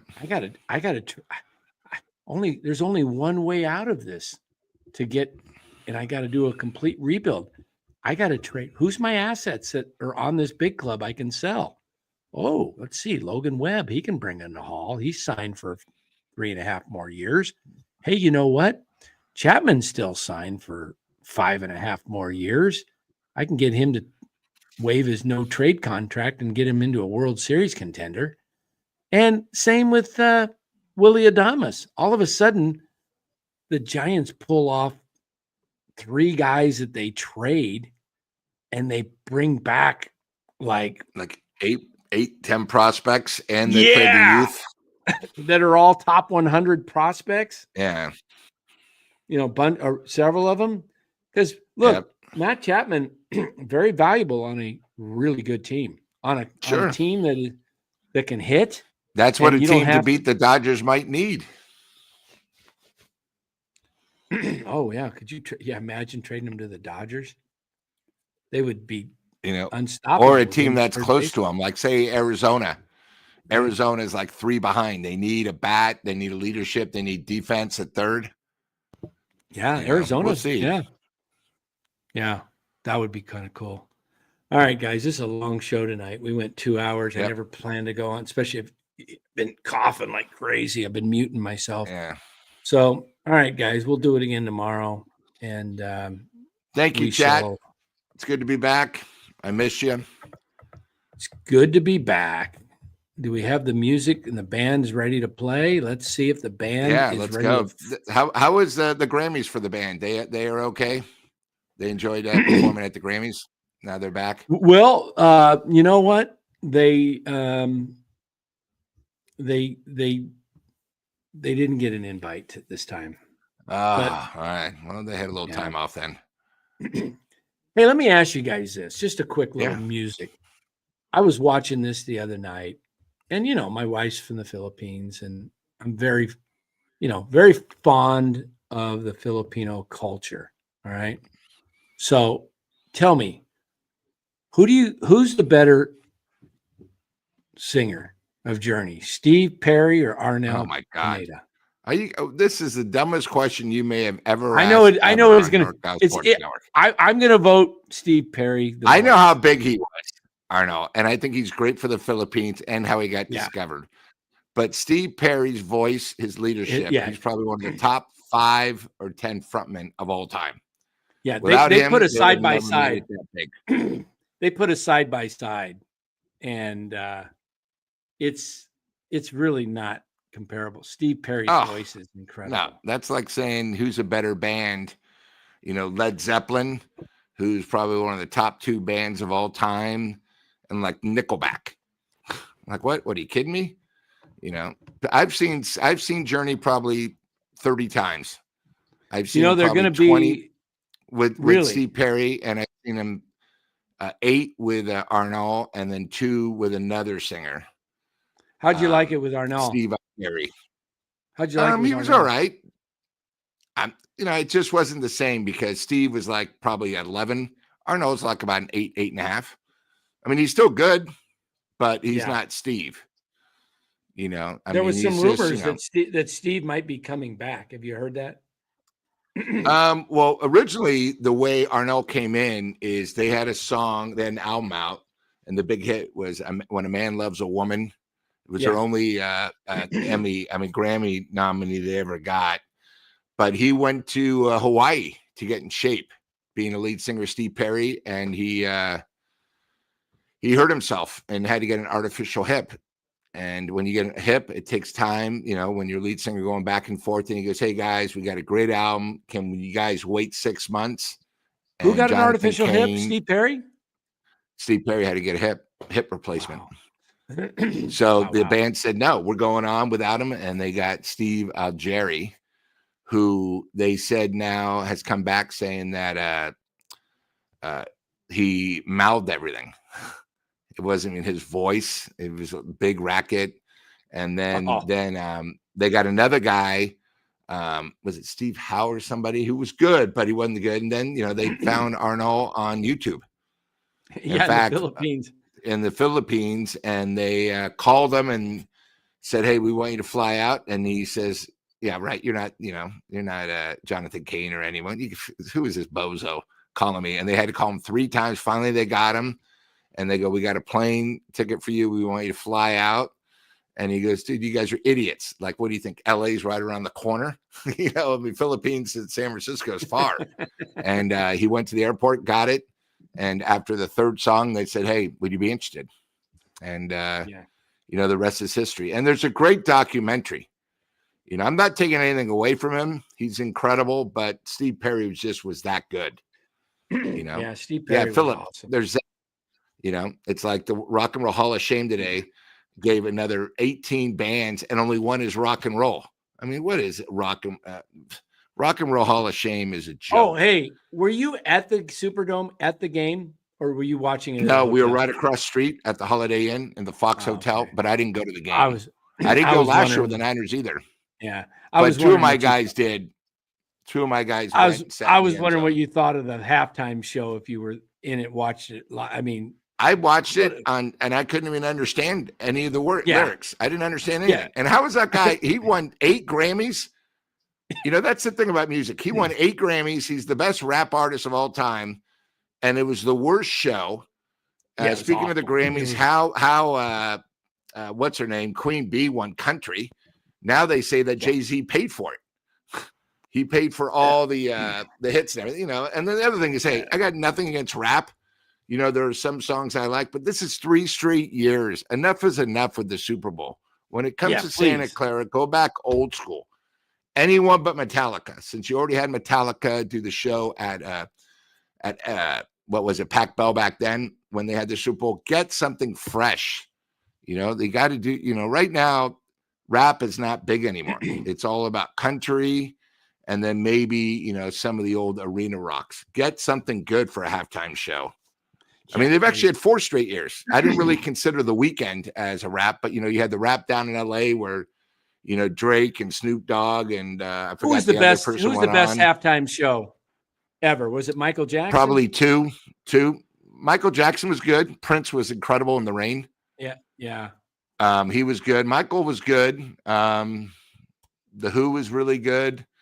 Tell you the truth, the first time when Bruno Mars came out, I didn't even know who he was. He was incredible. And then he actually went back-to-back years. It's hard. Do you know who the first live here's a little trivia question. I hope so, MF. But yeah, I hope Matos. Doubtful. Does anybody know who the first, platoon. not music, but who was the first music act for a halftime show? If you realize it's been going on for 25 years, does anybody know who the first halftime show was? What artist? And I'll give you a hint. They're still performing now. Huh. Can I look it up? Janet Jackson, good. You got to see a little cleavage at the same time. Nothing wrong with that with Justin Timberlake. Copping the field. Michael's was good. That was in LA. I didn't know who the first thing is, and I heard it yesterday when I was flying back. Got it? Anybody know who the first act at halftime? We're not talking like Super Bowl I where they had, the Sacramento band playing or something. And should I give you a hint? You want a little hint? One of the boy bands.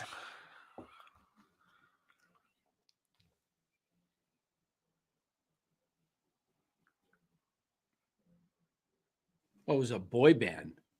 In Sync? Yep. Nope. In Sync? Close. Nope. But was close. Was it In Sync? No. Backstreet Boys? There you go. The Backstreet. Oh, Backstreet I didn't know Boys that. Yeah, the first halftime. Oh, there you go. Eric got it. Good job, Eric. Backstreet Boys. Very well done. Oh, Glenn, we were just talking about Journey. I mean, that would be incredible if they did Journey with Steve Perry, but it ain't going to happen, they say. See, Arnell Pineda, have you seen the documentary when he got I was just going to tell you that documentary is incredible. Oh, It was unreal. It's on Netflix. It's incredible. And then if you want another thing, watch the special when he was on Oprah. It was a whole show about how he got noticed, and then when they did their first show back in the Philippines, it was like, the Beatles were there. It was incredible. Hold on, I'm doing something with the dog here. Come on, Bo, get out of here. Yeah, All right. that was an incredible, I was listening to him last night because I got onto Journey and I was just listening to Steve Perry. Oh, I know how I got onto it. I saw something with the, when you were probably there, game 5 in the 2010. In section 217 when he came down, because in the 8th inning they played lights if they're ahead, but if they're behind, don't stop believing. Don't stop believing. And he got up the crowd. He was first round of the waving, playoffs. and he was in 217. I was in 223. And he told the crowd, "Let's go." Yeah. That's when the place was fun. Rocking. It was rocking. The place. But you want to know what's amazing? The year before, here's another trivia question. Don't stop believing when the Giants, and what Dan's talking about, when Steve Perry was a Giants fan getting the crowd. Does anybody know where that actually started? Detroit. Where don't stop. Nope. Detroit. Close. Tigers. Nope. Chicago White Sox. Oh, it was the White Sox. That's right. The White Sox.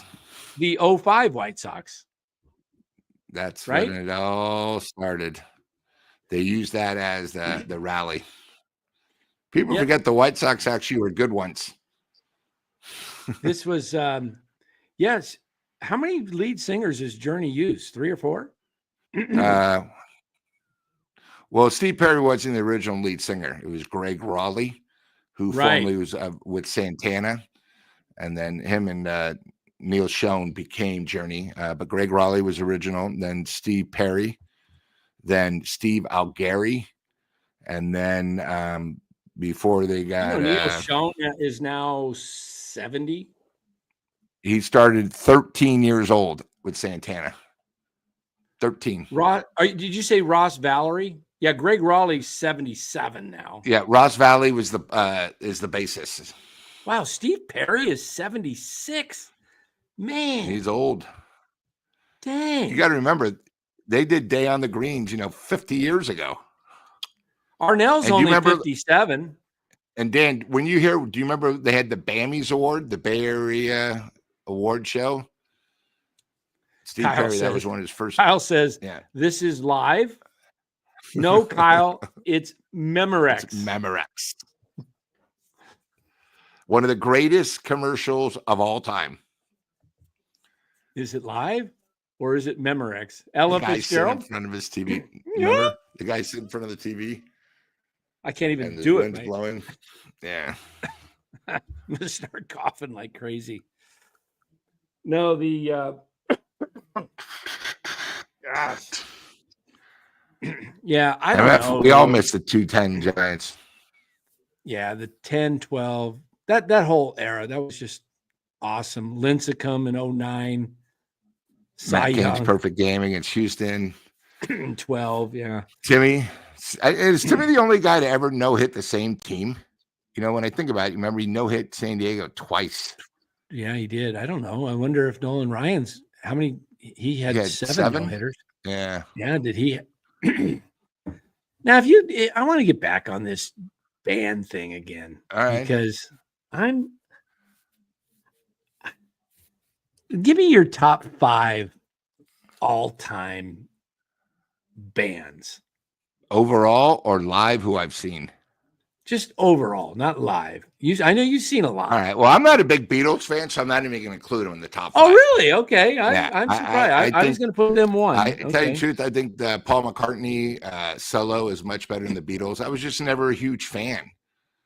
They performed their first concert 64 years ago on February 11th, yesterday, in the United States.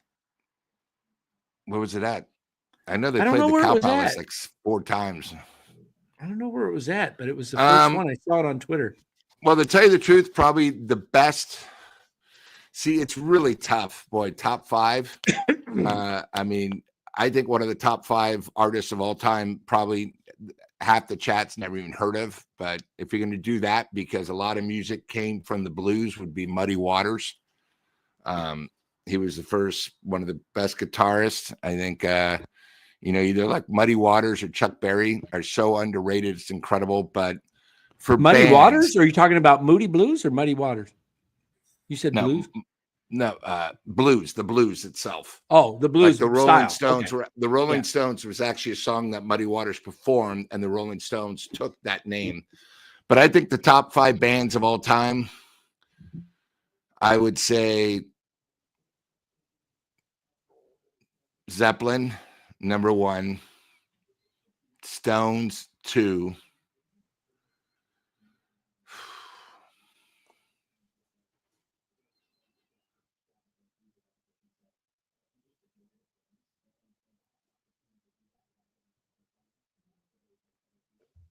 God, the Who was great, but I don't know if they're one of my top 5. I almost want to say my generation, since I was maybe AC/DC. 2 incredible singers, still have the 5th most biggest band. Black and Black still is huge. So I'll put AC/DC in the top 5, but I'll have them number 5. Zeppelin 1, Stones. Another band that probably huge, Mott the Hoople. That probably don't even know who they are. Totally big, but I would say here. So you go Zeppelin, the Stones. You're right with Glenn. Glenn has those 2. Look at this. I'm going to go with a completely different one. Look at it. He's got Zeppelin 1. Oh, he's got Aerosmith, Stones, The Who, Boston. Yeah, it's because he's from Boston, probably. No, he's from Canada. Are you ready? Come on. You want to? I'm going to give you mine. Here, you got to say Floyd. Pink Floyd. Okay. Pink Floyd's got to be 3. I'm surprised you didn't put Metallica in there. I was never a huge fan of Metallica. I mean, they're a different generation. I almost want to say, even though maybe I'm not the biggest fan, but I almost got to say, Queen was so inspirational and so big. Yeah. But God, they're outside. It's the same thing. I mean, I don't think Kiss was a great band, but they were great. I'm gonna give you my 5. All right, you ready? Yeah. Oh, Rush. I think Rush, okay. And then maybe like Cream. Okay. So go ahead. I'm gonna give you a little different. I was never. Oh, and then U2. So tied for 5th. Okay. I'm not gonna go. The Beatles, even though I think they were incredible, but I'm gonna go a little different. I'm gonna go Eagles number 1. Okay. It's tough just to do 5. Yeah. I think the Stones were right there. I mean, I really like their music. I'm gonna be a little different though. I'm gonna go 3. I said Mott the Hoople. Yeah, people don't know about him. Okay. What did I say first? I said the Eagles, the Stones, and maybe the best album of all time puts him up there. Fleetwood Mac. I loved Fleetwood Mac. It wasn't a bad song on that one album. Rumors. Yeah, just not a bad song. No. CCR. CCR. Yeah, CCR. By the way, the lead singer went to SI, my high school. Oh, really? John Fogerty, yeah. He only made 43 years. But and 5, we've been talking about Journey. I just think they've just, they haven't done a lot of new stuff, though. They're just playing their old stuff still, right? I mean, they just. Yeah, through the thing. I mean, they never really, they were big with the girls and more stadium rock. There's so many different categories. Right. But, at one time, I mean, they were the first ones to sell out, all football stadiums because they made the shows an event. Yeah. I was, I mean, if you could, there's several. Yeah, it's hard. I mean, the Doors were great. They were huge. There was, you mentioned Rush. I was not a fan of Iron Maiden. That was too hard. I just wasn't that. That wasn't heavy metal. Let's see, who else was there? I'm trying to think of people Black Sabbath was not too bad. Had some stuff, but I mean, U2 probably of our recently is the biggest band. Yeah. But, also you can say Guns N' Roses. They changed music. Another one that everybody loved back then when I was in high school was Van Halen. Or Skinner. Yeah. Van Halen was huge. Skinner. Yeah. I mean, Led Zeppelin was probably the biggest when I was in high school. Led Zeppelin. Their second to final show ever was at Kezar. Wow. Yeah. It's hard because there's just so many different generations, He played Mott the Hoople on his oldies show Saturday. Because he knows. Well, he's a DJ. Yeah. CCNR has to be on the list. Yeah, CCNR. I mean, come on. Creedence was John Fogerty. And the other, you got bands like the Kinks. And it's funny because a lot of bands were bigger in Europe than here.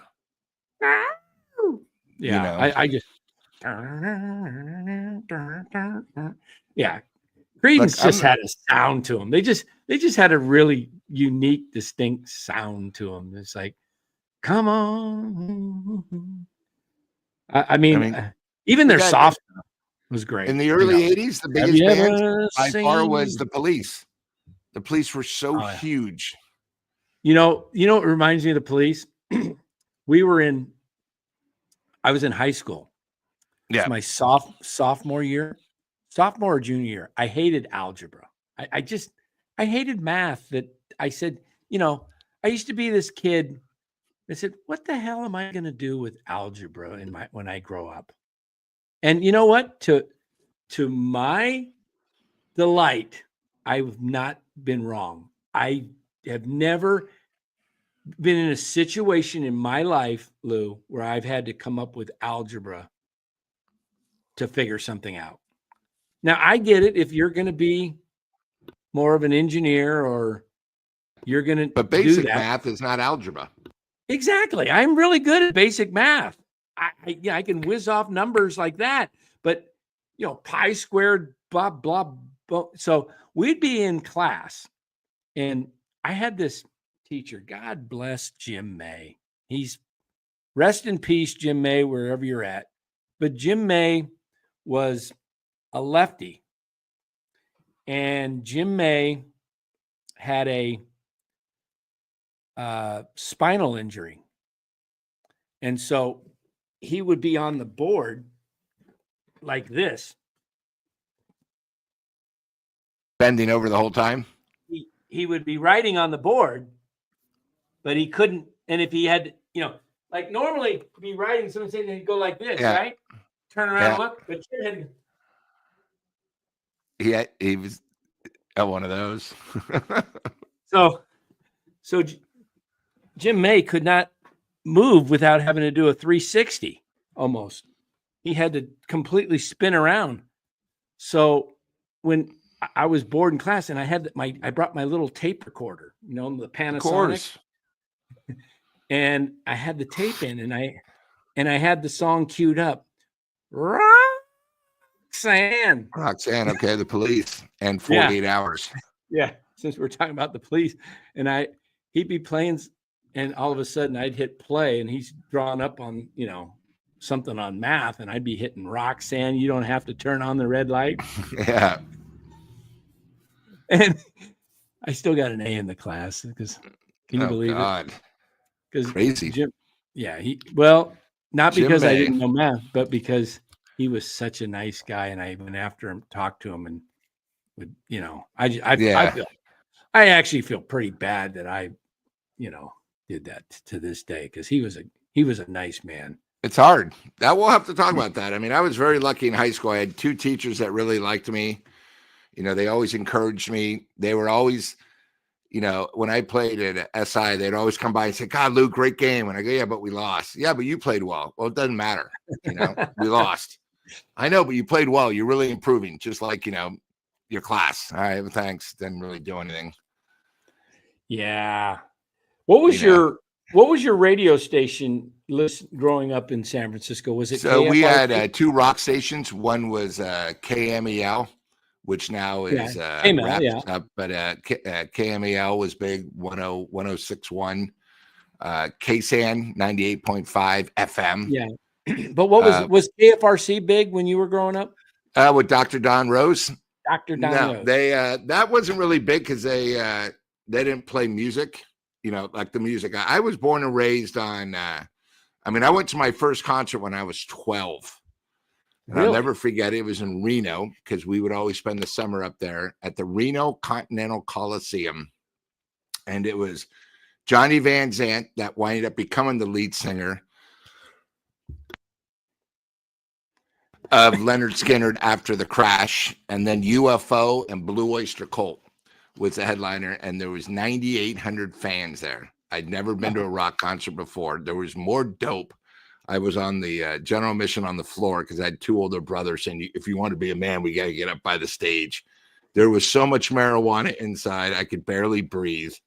But I'll never forget. I didn't know who Johnny Van Zant was, but UFO at that time had a song that I liked called "Only You Can Rock Me, Rock Me." And then Blue Oyster Cult, I knew from my brothers. And I'll never forget it when the guy said, "Here they are from New York City, the amazing Blue Oyster Cult." And then that was my first time of 97 times that I've seen him. And then, I saw him 2 years later when I was 14. I went to a Day on the Green, and being in Oakland, that was sort of the big thing. There was always 2 or 3 big Day on the Greens that came by. Yeah. KRQR, it was a little bit later when I left. But, the Bay Area back then, it all changed. We had, it was different. Yeah, Lamont Hollywood is on the bone, but they play the same crap. They play like you hear Metallica and they'll play 4 songs, the same 4. I like it when you get these bands. We had K-Fog, had M. Dung in the Idiot Show where he would play old stuff in the 60s, 70s. And in San Francisco, we had great areas. We had the old Waldorf, Warfield, Winterland, where you could see, like I saw Blue Oyster Cult once under Blue Oyster Cult, and then I saw them 4 times under Soft White Underbelly. Like whenever they have a new album out, they'd play under a different name. And then we had the Cow Palace. We were very lucky where we had a gentleman named Bill Graham, who was the best promoter, and he used to always come Bill by. Graham. Bill Graham and was unfortunately, he died after Huey Lewis in the news show where he took a private helicopter in the storm like it is tonight from Concord, and he ran into a light pole and unfortunately passed away. Your first show was the Beach Boys at the Candlestick after a Giants game. I remember seeing the Beach Boys at Candlestick after a Giant game. I saw America after a Giants game. I saw America at on the boardwalk at Santa Cruz Beach Boardwalk, home of the Dipper. Yeah, the Big Dipper, my favorite ride. That and then you had the merry-go-round where you had to pick up the silver things and throw it in the clown's mouth. The Big Dipper, boy, that was before even we had nothing. That was it. You had the Big Dipper. I used to go on that like 20 times a day. Oh yeah, the biggest and fastest wood roller coaster of its generation. Yeah, it was it's still a classic. Kyle, that concert you're talking about was the first concert ever at Chase. Just so you know, they played 2 nights. Metallica with the symphony and orchestra. That opened up Chase. Remember this guy, the dummy in the Oh yeah. Santa Cruz? People would always freak out. The dude's not getting off. Santa Cruz Beach Boardwalk. Yeah. Let me see. This is I took my daughter there in 17. Oh man, did I have a belly? Wow. I can't even show this picture. My belly was too big, but I was wearing a Giants shirt. So I'll just show you the bottom. Oh yeah, the shirt.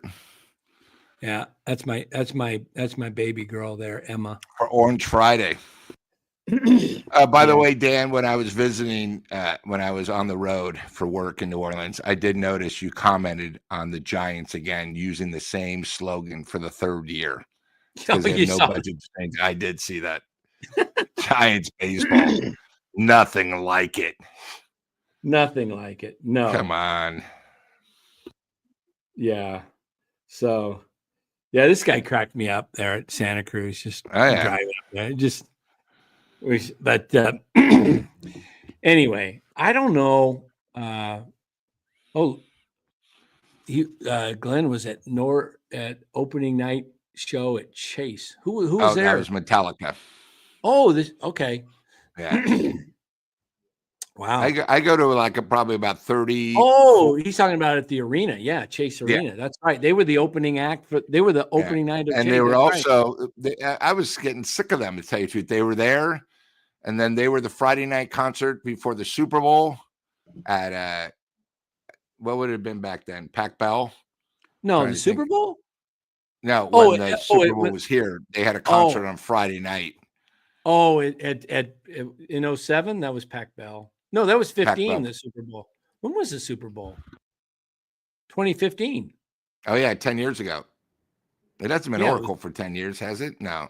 I don't know. I don't know. That was Carolina and Denver, right? Yeah, the worst Super Bowl ever.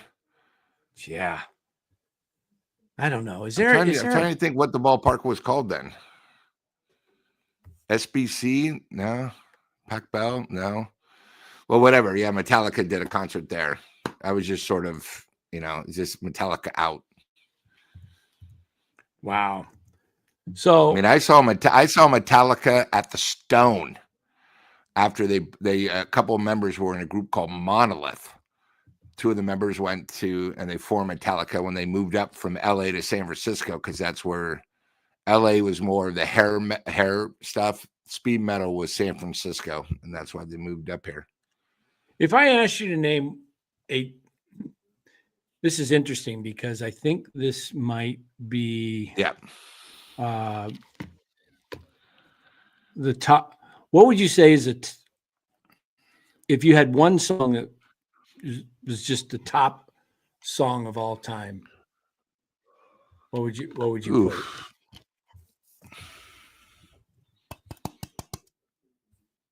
Well, I guess top one of all time. So I mean, you got to remember how big it is. So Frank Sinatra, New York would probably be in the top 10, but definitely not top 5. And it's not downloads, so it's overall playing. I'm checking here on Rolling Stone magazine and who they've got here. Okay. I'm looking in there. They had the top 500. And I'm going from, let me look at. And these aren't rock. It could be anything. Anything, yeah. Yeah, that's right, Kyle. It was probably AT&T Park then. 10 years ago. I keep forgetting. Wow, Rolling Stone has, you know what they have for number 1? Next year's Super Bowl's in Santa Clara. They have for number 1, Respect by Aretha Franklin. Franklin? Yeah. I was. How is something like Purple Haze? I'm trying to think how big, maybe one of the Beatles songs. What's going on? Oh, Strawberry Fields Forever is 7. See? And it wasn't Fleetwood Mac, Dreams. Rumors. I love Oh, Dreams. Dreams. Freedom. She's in the Rock and Roll Hall of Fame twice, Stevie Yeah, and Fleetwood. Stevie Nicks. God Only Knows. Beach Boys, number 11. Yeah, I thought that'd be a little bit higher. People forget that song wasn't even that big of a hit when it first started. Remember that album? Yeah. Had all kinds of problems. He was nuts. I thought Billie Jean would be. I thought Billie Jean would be higher. What about Thriller? I'm Thriller not in seeing the top it. 10. Wow. No. Okay.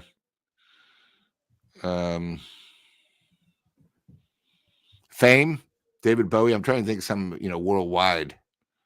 Purple Prince, Purple Cashmere Rain, or Stairway to Heaven.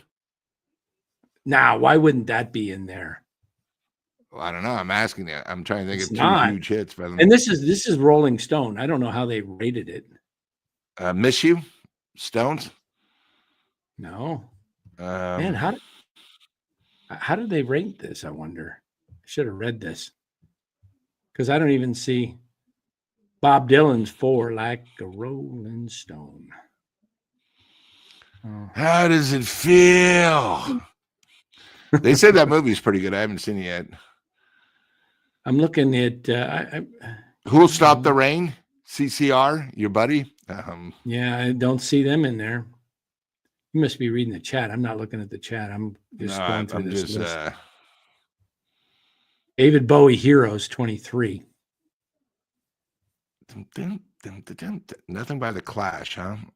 25. No. Kanye West. Pusha to Runway. Come on, dude. Come on. Joni Mitchell, A Case of You, 1971.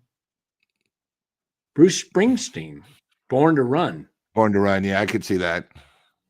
25. Oh, come on. Dr. Dre. Cocaine? Cocaine, Eric Clapton? No?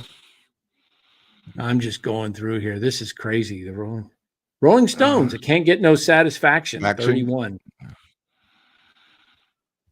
Johnny Be Good. Johnny Which version? Good. 33. Chuck Berry, right? Yeah, 1958. Johnny Be Good. What else we got? Oh, Little Richard. You really got me? The Kings. You really got Richie, you really got me. Otis Redding. Sitting dock of the bay. On the dock of the bay. Wasting time. Sitting on the dock of the bay. Who's going to be? Oh yeah, Philip says I meant to say will Metallica play at the Super Bowl next year? I don't think they'll bring him back. Do you? No. How about who's another legendary Bay Area band that? What was if Steve Perry made his comeback? Yeah, I mean, I'd love to see him with the Journey. I mean, something like that for them because it would be incredible. You got to remember the Grateful Dead were big. Santana, Journey. Carlos Santana, yeah. Who else is from the Bay Area? Night Ranger. The Kinks had a better hit, in my opinion, with All Day and All of the Night. You really got me all day and night and on day, other daytime, all day. And Ray Davies, yeah, they're all so old. Jefferson Starship. Oh, I used to love Steve Miller. Steve Miller Band. Yeah. Who else? Santana, Metallica. Oh, Doobie Brothers. Oh, the Doobies were great. Train, because 2 of the members are from here and 2 are from Atlanta. I said Night Ranger. Do you remember ELO? Of course, I saw him. Electric Light Orchestra. He wrote more songs than he had with ELO. It was Turn to Stone, Telephone Line. Are you kidding me? Oh yeah, man! I should. Telephone line. Last train to London. Really? Do you really want to take the last forever? Oh, Sly and the Family Stone, but he's no longer with us. Don't Bring Me Down. Don't bring me down. Down, Don't bring down, down, down. Oh, one of your favorites, the Tubes. I forgot they're from San Francisco. Let's see. Just trying to look. What you think of the Spinners and the Stylistics? Huge fan of the Stylistics, Philadelphia scene. You make me feel brand new. No. I always My thought darling, we love you. when I was growing up as a kid, Make me feel brand new. I always thought that was a woman growing up when I was a kid. No, it's that guy's. That was his voice. I know. I thought when I was,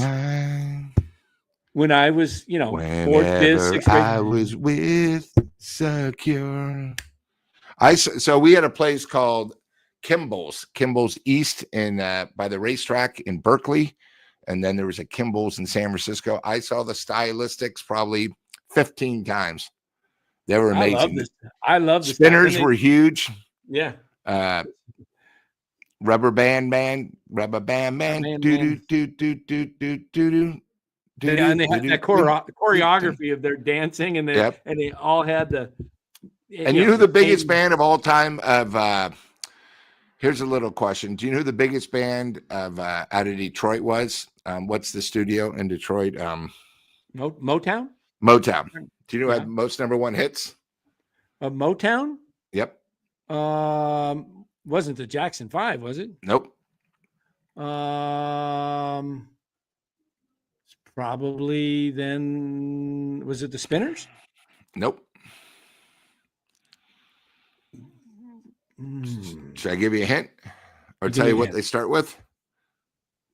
Their name starts with a T.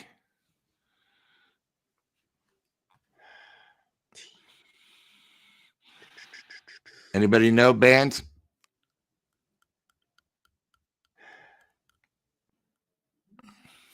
Is it And they were at the time when Smokey Robinson, because Smokey wrote 3 of their hits. the Temptations. Temptations, very good.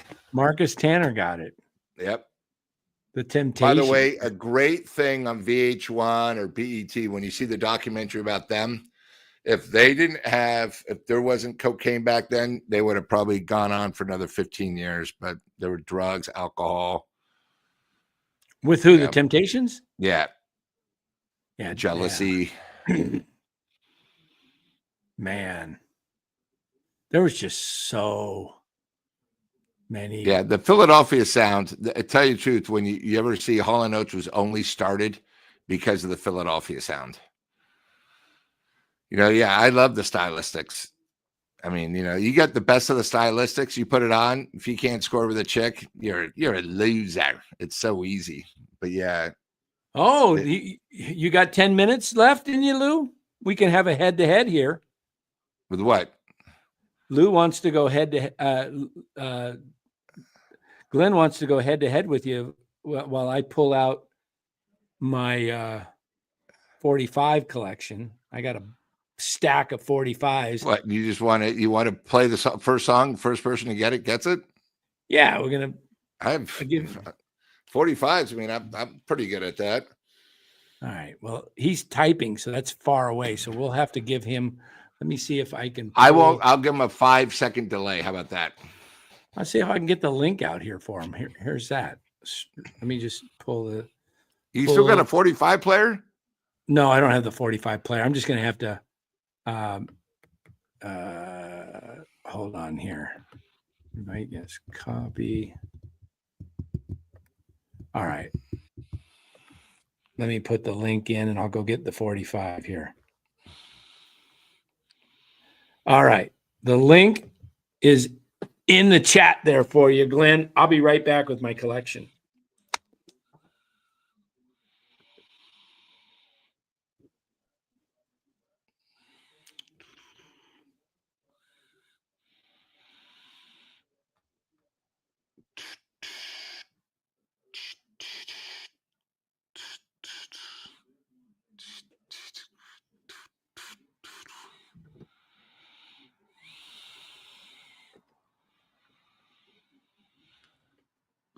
I never knew that.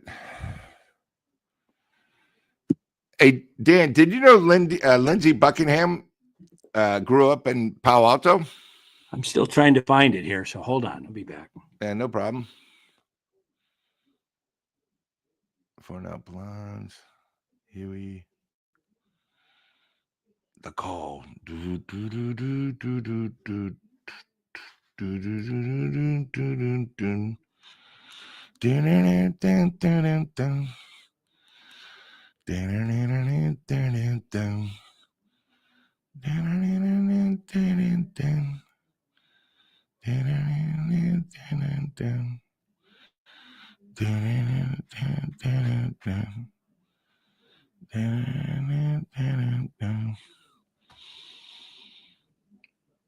We blew the horn, and the walls came down. We've all been warned, and the walls came down.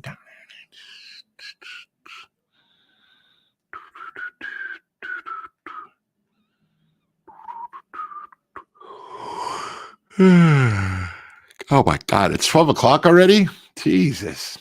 I forgot these games end late. The Call. God, they were good. 1 o'clock here, Lou. I know, you're an hour ahead. All right, so we got Fosse in here. Does Fosse want to play music now? Fosse, is he? Hey, Fosse, welcome on in, man. What's up, boys? No, I just heard you guys just hanging out. So you know what? Why don't I just hang out with you guys too? Yeah, we're just hanging out. I've been sick for over a week. I haven't been doing very many lives where I can even finally feel better today. You know what? I did want to say something about the game today. You know what? Yeah. Jimmy Butler. Yeah. Trial and error. You know, he's just getting into what it is, and I feel like Steve Kerr. He's still kind of feeling him out too as a player. You know, now that they're incorporating him into the offensive side of the ball, it's going to look a little bit ugly sometimes. Yeah.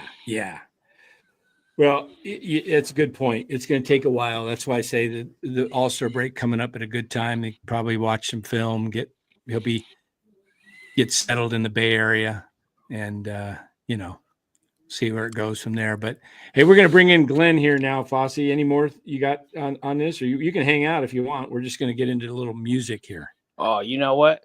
I love Glenn. All right, we're going to bring him on in.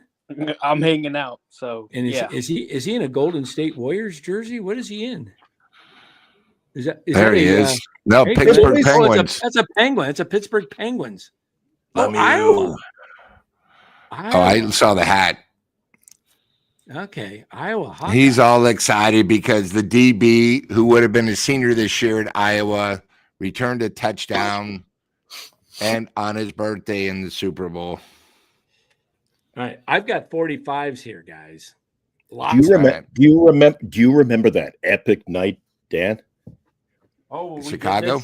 When we were doing music trivia, you were nailing them all. It was me and Dilly. And Dilly, I felt bad. I wanted to give him whisper the answer to him. He was 0 for about 40. Yeah, until he told us, he goes, "I wasn't even born then." I don't even remember how I did this. What did I do? Say the title or I said the group or you? Oh, I said the title and you would name the group, or what was it? Yeah, I think that's what you were doing. Some of them you just showed me the record label from a distance, and I was able to tell you which artist records on that label. Yeah, who records on this one? Columbia. All kinds of almost anybody. This one's okay. Simon and Garfunkel. Bridge Over Troubled Water. No, you got to give us the song. That's I'll give you the song. Okay. Or Miss Robinson. Okay, sorry. All right, here we go. Let me give you a little clue. Waking up in my bedroom. Waking up in my bedroom. Wait. I got up. Right, how about this line? I got up to wash my face. Come back to bed. Someone's taken my place. I got up to wash my face.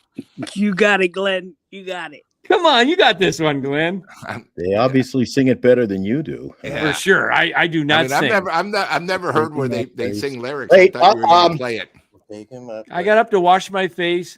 When I came back to bed, someone was taking my place. I know it, but I don't. I did learn one thing we did that night. If I was ever on one of those game shows, man, I don't know how they get them so. Give it to him one more time. You know what, Posse? No, Glenn, I know it. I know Glenn knows it. I know. I can't believe Lou doesn't know it. Give it to him one more time. I mean, usually on these things, you got to play like a snippet or play like the first lyric. I can't do that though. We'll get whacked. Is that how you guys do this show? I thought it was a little simpler. All right. Here we go. That would be Cecilia by Simon. There you go. There you go. There you go. Let's go, Glenn. Making love in the afternoon with Cecilia in my bedroom. I got up to wash my face. When I come back to bed, someone's taking my place. Yeah. Cecilia, you're breaking my heart. You're shaking my confidence daily. Oh, Cecilia, I'm down on my knees. I'm begging you, please, to come on home. Okay.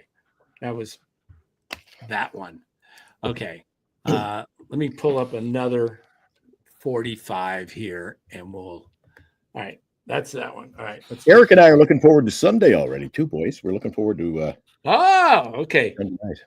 I'm going to name the song and you're going to name the group.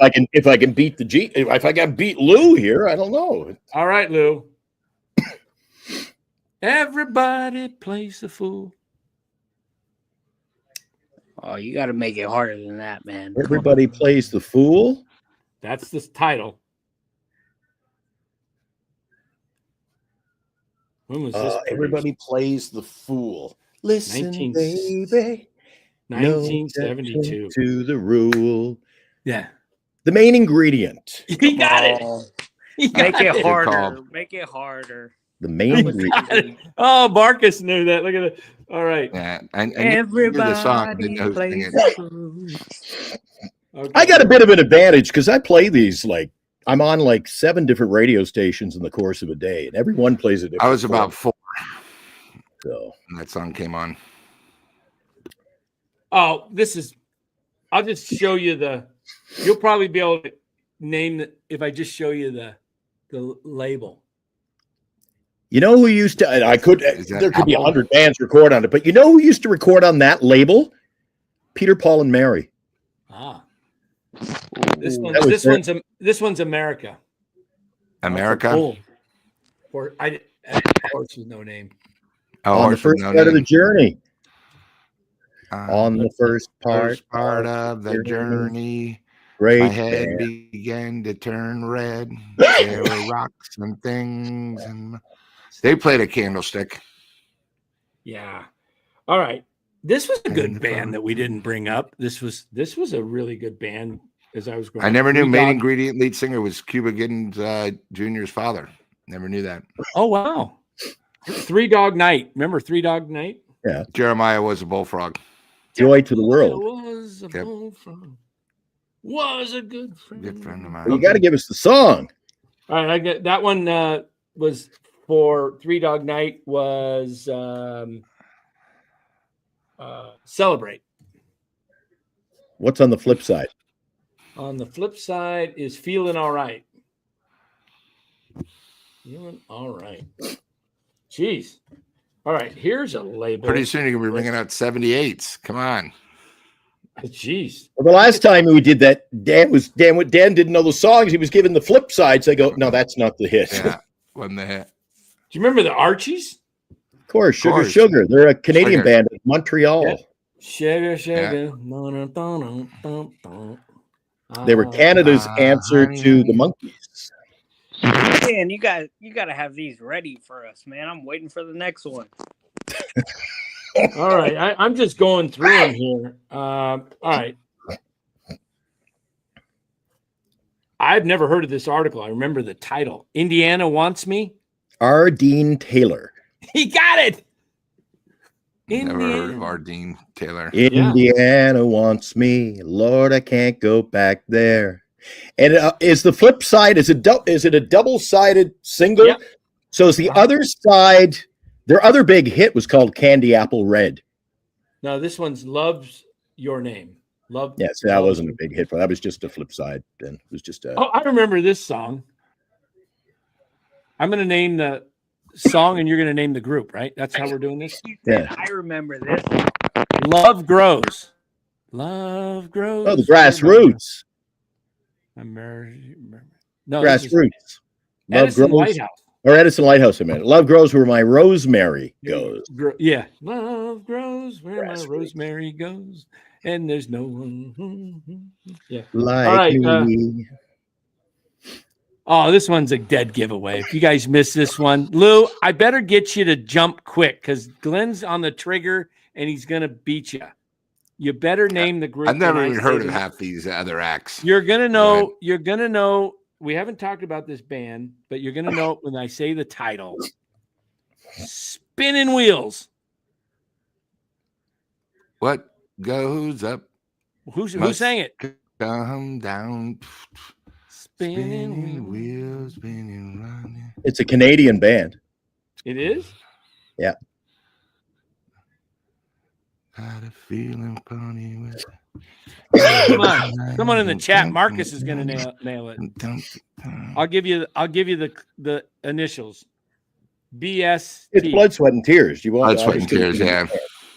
There you go. Knew the song, wasn't sure the artist. Their big hit in Canada was called "And When I Die." And when I die, and when I'm gone, there'll Glenn, be. what time is it right now in Canada? 3 o'clock? It's 2:13. I'm trying to find some of these. But I've already recorded my show. Because Eric and I go late. I recorded. I'm on till 6 a.m. on the oldies channel. Oh, this was one of my favorite. Still is one of my favorite songs. I've been searching for a heart. Neil Young. Neil Young. Yeah. Who's out of Winnipeg? He's from about 10 blocks down from where I'm at. Everybody's from Canada. Neil Young, Heart of Gold. Great song. Great song. Just like Rush, just like Bryan Adams, just like Triumph. They're all Canadians. Easy come, easy go. Easy come, easy go. And what's on the flip side of that single? On Joey? July 17. No, I don't know that one off the top of my head. Bobby Sherman. Oh, we're getting into bubblegum. Now we're talking 50s. Bobby Here, Sherman. I got a question for you that I saw on TV. You know what Bobby Sherman's biggest hit was? What was it? It was a top 10 single. It was called Julie, Julie, Julie, Do You Love Me? I don't know that one. No? I remember it. These are all big hits. Sweet cherry wine. Sweet cherry wine. These are older than you are, Lou. I know. I'm Sweet cherry wine. That's why. And these aren't like rock. These were the what they call it top 40 back then, or was it the big? Who was the guy? Who was the guy that had the weekly top 40 show on? Dick Clark? No, he just Casey died. Kasem. Casey Kasem. Casey Kasem. Yeah. Sweet cherry wine. Sweet. The Fifth Dimension? No, that one is Tommy James and the Shondells. But see, these aren't big hits by these artists either, man. Yeah. These are Okay, this one. Like if you didn't see it on American Graffiti, now they weren't big. I am not familiar with this song. That could be Canadian because that's a Canadian recording label. Oh, this one? You know who records that? To see if I can just throw it out there. You know who records on that label? It's Terry Jacks and Susan Jacks, the Poppy family. Interesting. Now this one is the backside of the hit. So I've never heard this song. I'm going to see if you can name the band. The Under Assistant West Coast Promotion Man. Never heard that. What's on the other side? Satisfaction. Oh, the Rolling can't Stones. get- The Stones. Yeah. Yeah. What the heck is that? The under assistant West Coast promotion man? Never See, heard that it. was but- not a hit though. Yeah. Oh, that's an easy one. Bridge over troubled water. Yeah, we already said them. Simon. Oh, this was a gospel song, I think, but you used to play it. Formerly, wow, I did not realize. I'm reading the label. Formerly, see if you can guess this group if I give you the formal name, Glenn. Formerly Northern California State Youth Choir. Oh, happy day. Oh, geez, really? Yeah, that is. You know, I know that, the song. Oh, happy day. It was used in the movie about Secretariat. Yeah, it's the Edwin Hopkins singers. I wouldn't have remembered that. We don't play that at all. Yeah, the Fifth Dimension. Yeah, Aquarius. That's the name of the band. The Fifth Dimension. Yeah, Aquarius. Do you know the song Aquarius, Dan? Yeah. Let the sun shine. Let the sun shine in.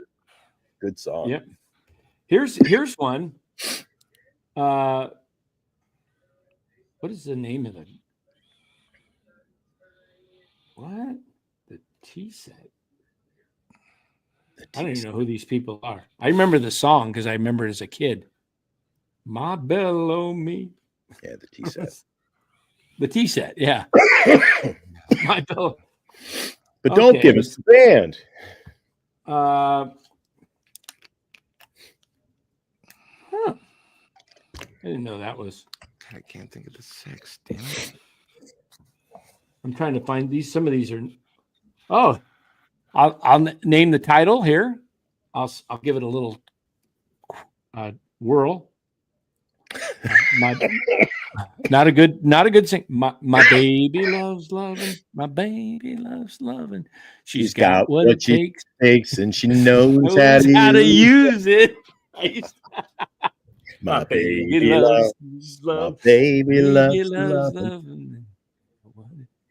I tried that on. Does anybody know the group? That would be. I wonder if they're from this part of New York. It's White Plains. Yeah, I wonder if they're from White Plains, New York. That's the name of the group. My baby loves loving. She got one. I love that part, and she knows how to use. Oh, I remember this one. Nope, that's not the same one. Walk a mile in my shoes. Elvis Presley. Well, it might have been, but Joe South was doing this one. Yeah, Elvis at the original. Walk a mile in my shoes. Yeah. Oh, I love this song. Who sang it? Okay. Well, the spirit in the sky. Remember that one? The spirit in the sky. I did not. Are you talking about the Brownsville Station? I don't know it's just spirit in the sky. It kind of. I wish I could play it so I can hear the spirit in the sky. Yeah, that's the one I know. Brownsville Station. This is Norman Greenbaum. Norman Greenbaum. Yeah. A few more, and we'll close. Brownsville Station.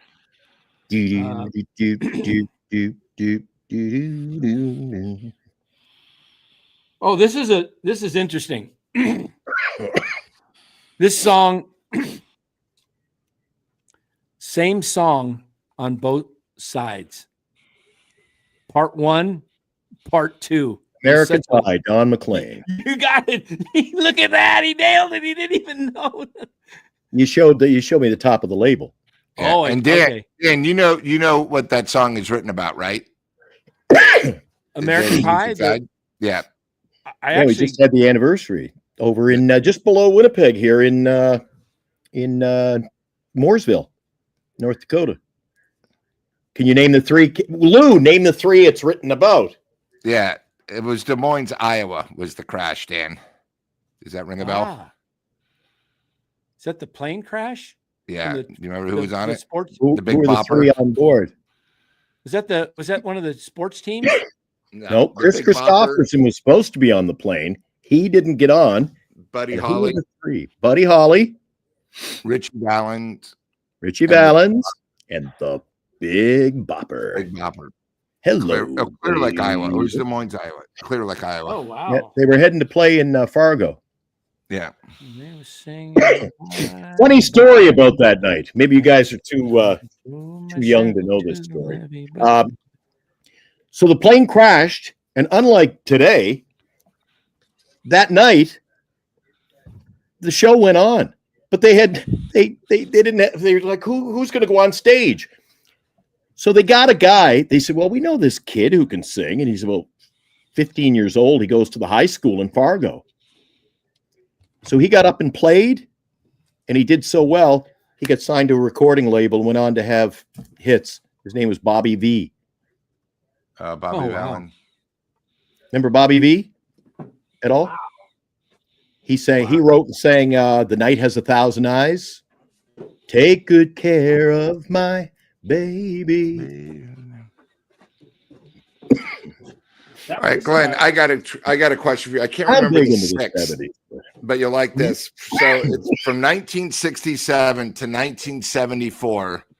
There were 121 number one hits. Dan, you might know this question. There were 6 guys and possibly a lady in a room, and they wrote 95 of the 121 top hits. Do you know who these famous writers were at the time? They made $40 for every number one. They wrote the songs. There were 6 of them. I can't only remember 5 of them. 5 of them then became 4 of the members then became actually feature singers. I have no idea. So I'm going to give you one of them, and then you're going to go, oh, that's right.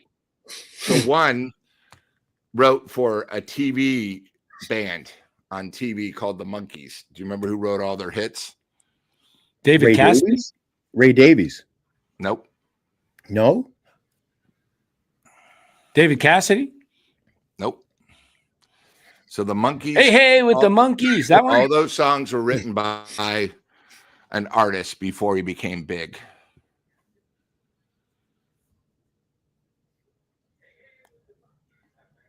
What you want to hit? 60s? I mean, it's a pretty hard question. Yeah, let me hear it. What's his first name? That'll help me out.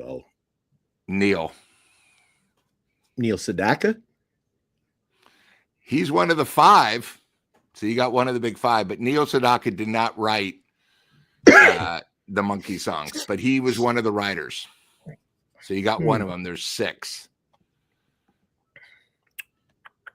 He was a writer before he became big, but the other guy's name is Neil too. And he went on to become a huge star. Neil Sedaka. I'll just be singing tunes here as I read these. Sing another. Dan, you might know. Who's a famous Neil? Wouldn't be Neil Young. No. Neil Sedaka. Neil. Geez, I'm trying to think. I'm trying to think of a Neil from that. Neil era. Diamond? Neil Diamond. Oh, wow. Marcus Really? Taylor got it again. Now, I didn't know that. And then Neil Sedaka wrote a bunch before he had his breakout hits. It was actually Calendar Girl was his first hit, but also Bad Blood. And then It Could Have Been You. Could have been was me. One less bell. So Neil and Neil. Then the other 3, one, they say had a song written about him because he's so vain. Okay, one of the writers. Do you remember who Mick that? Jagger. No. They actually dated. People think that's the song was written about him. You want to know who? Well, that song that's the Carly Simon song. Yeah. You're So Vain. Do you remember who she was married to? Who they say she wrote the song about? Oh, see, there's conflict. Oh, isn't that written about what's his name? Carly Simon. Are you talking about who she wrote it about? Yeah. Sylvain. Well, I'm forgetting the guy's name. She was he's married to famous him. too. Yeah. I know. I can't think of his name. Give me the initials. JT. JT. James Taylor. James Taylor. Jesus, All Dan. right, so you got Neil Sedaka, James Taylor, Neil Diamond, and then the other two. One is a young lady. The other two are piano players. One's a girl, one's a guy.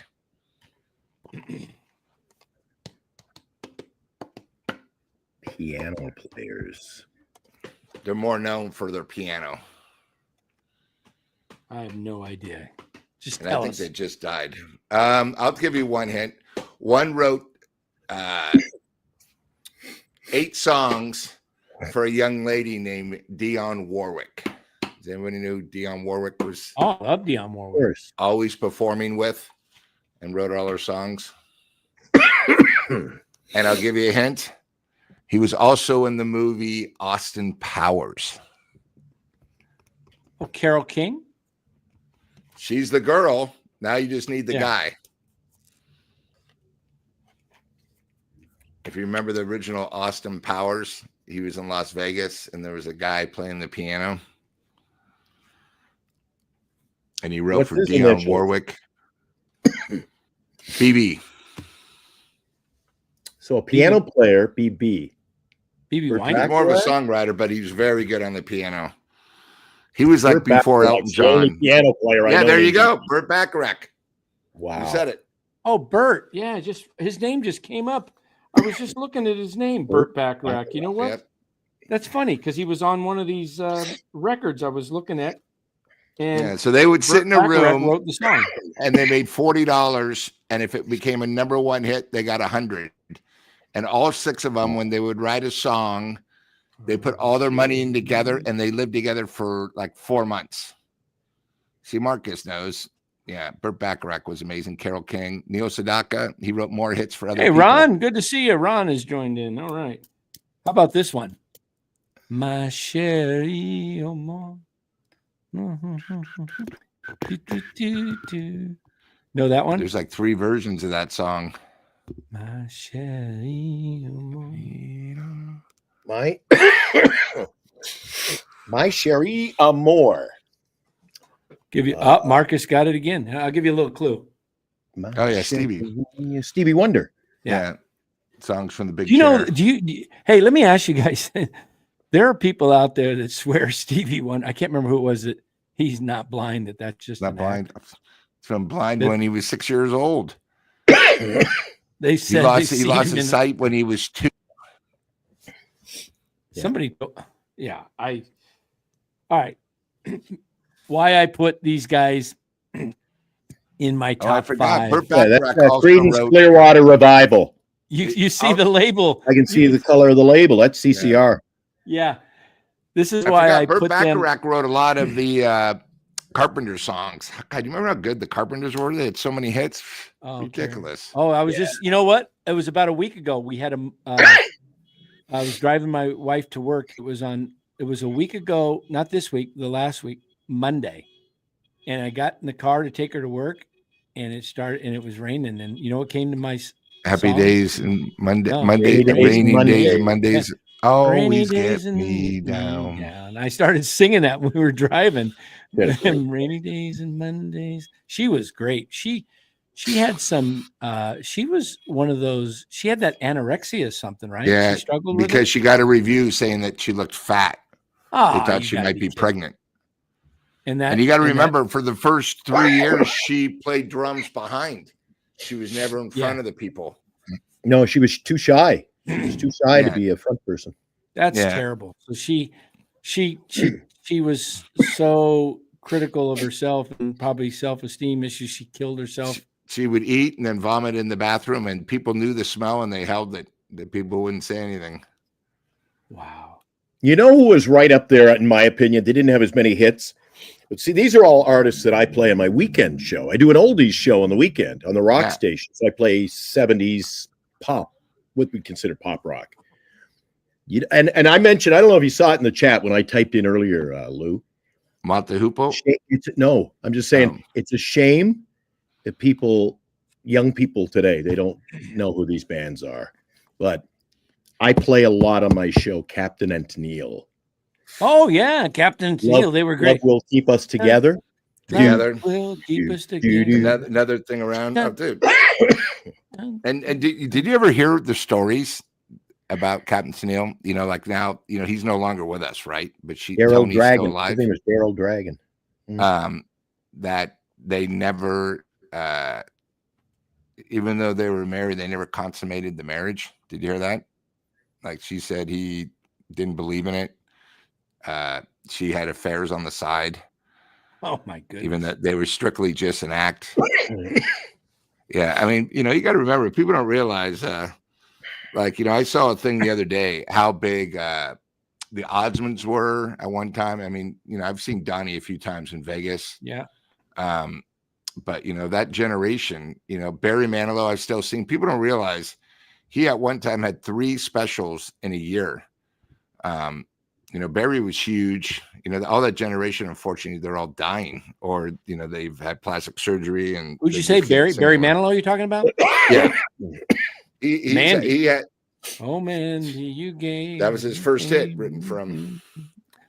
Yeah, all that 70s, I call it 70s AM radio stuff. It's all coming back. AM. Because it was all written, all performed. You know, just amazing music. Tom Jones, yeah. I played Tom Jones in that. This is why I put these guys in the top 5 of my band. This is 2-sided album, and they're both hits. The traveling band. Hey, you need a traveling band. And on the flip side, would that would be Green River? No, or Who'll Stop the Rain? Or Who'll Stop the Rain? Yeah, but they had so many hits. I mean, they did. CCR. I was never a fan of CCR Revisited. But when I first started on radio, we actually played records. So that's why I know just the color, the different labels. You actually played 45s or 33s? 33s, no, 78s. You're holding there. 45s. Wow. You know, if I can get I should probably go on eBay and get me a 45 player to play these. I don't know out there, but now they're getting expensive. Everything's coming back. Vinyl.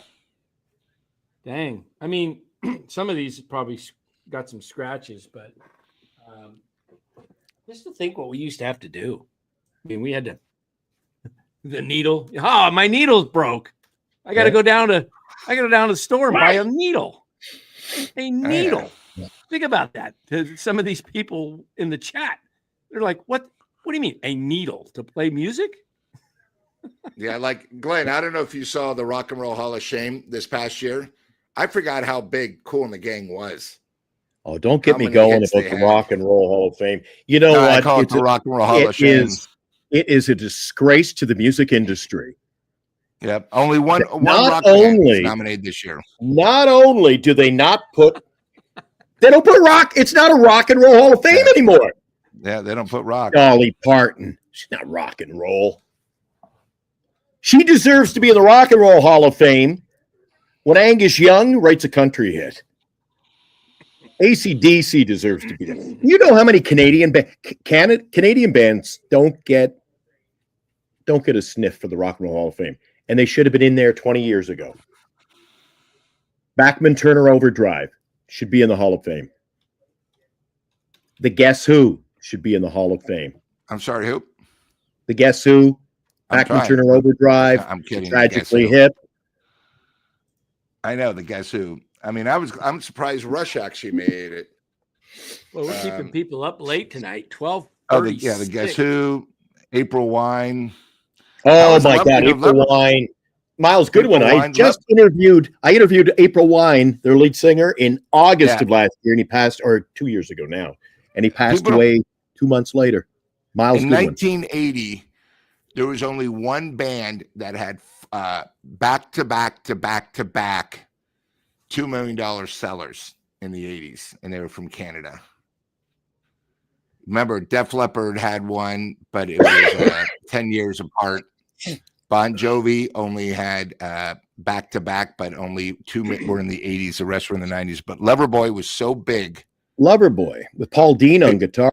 You know, they Paul Dean and Spider started a band. They released their first album, had 3 or 4 hits on the album. Then they didn't disband. They left their own band to join form Loverboy with Mike Reno. Yeah, their original band, Loverboy was a band called Streetheart. Okay, and then the guy, their bassist, original bassist, he died in the Bay, in San Francisco Bay. Yeah, that's when Spider came in from Streetheart to take over. Yeah, he died he fell off the boat. Never found him. He was never seen again. Never seen again. Triumph. People forget how big Triumph was. 3-piece band only. Power of the music. Yeah. Steppenwolf. Oh, another great Canadian band. Steppenwolf, Born to Be Wild. Is that the Born to Be Wild? That one? And one of my favorite groups that, tell you the truth, I saw them open up for Def Leppard, Saga. Tonight, you're on the loose. Yeah. Saga was big. And then one of my other bands. My studio. They had a big hit in Canada. Now, in the States, On the Loose was the big hit in the States. Yeah, but they had about Canada, 3 or 4. Wind Him Up. Yeah, Wind Me Up was the big hit. Wind him up, he can't stop. They're really good. And then one of my favorite bands, I thought they were Canadian, but they're New York, right where the waterfall is. Honeymoon Suite. You guys, Honeymoon Suite's Canadian. Honeymoon Suite's Canadian. I got a new girlfriend. Hey, look at that! I've got a new girl now. Look at that, I got a new girl now, and she's a lot like you. Oh, Red Rider! I forgot about Red Rider. That's Tom Cochran's band. Yeah. How much can I play of a song without getting whacked on demonetized? Can I play 2 seconds or I get nailed? I'm not a big James Taylor fan.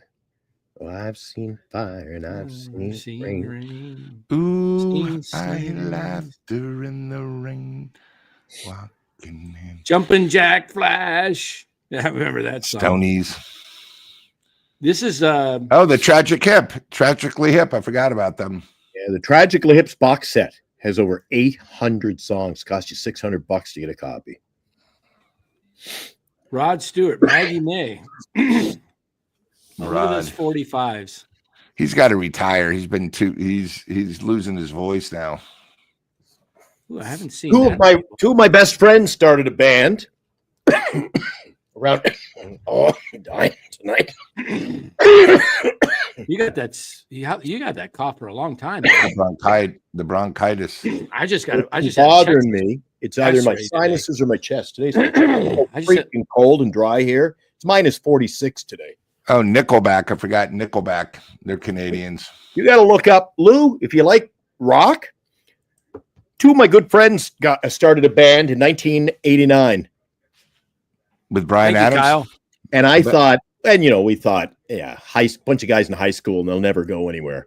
They're right now in the studio recording their 16th album, and this was their best album. This is their box set. They're called Sloan. Never heard of them. Oh, Jesus.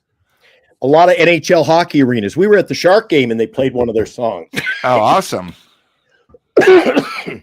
Yeah, my favorite beside Rush is I'm a huge Bryan Adams fan. I've probably seen him 15 times. Bernice has seen Bryan Adams 74 times. You guys remember? He's still amazing. And we just saw he played. Do you go to any of the shows in town there, Lou?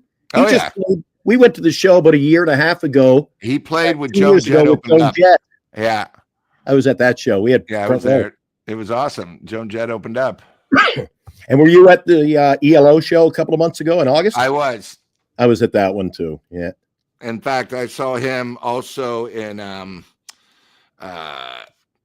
at the Tank. And then to tell you the truth, the best concert I've probably seen in the last 10 years, and I wanted to see him, was Bob Seger. One of the last shows he played. Oh, God. I forgot how good he was. Bob Seger was great. Come here to Papa. Oh, he was so good.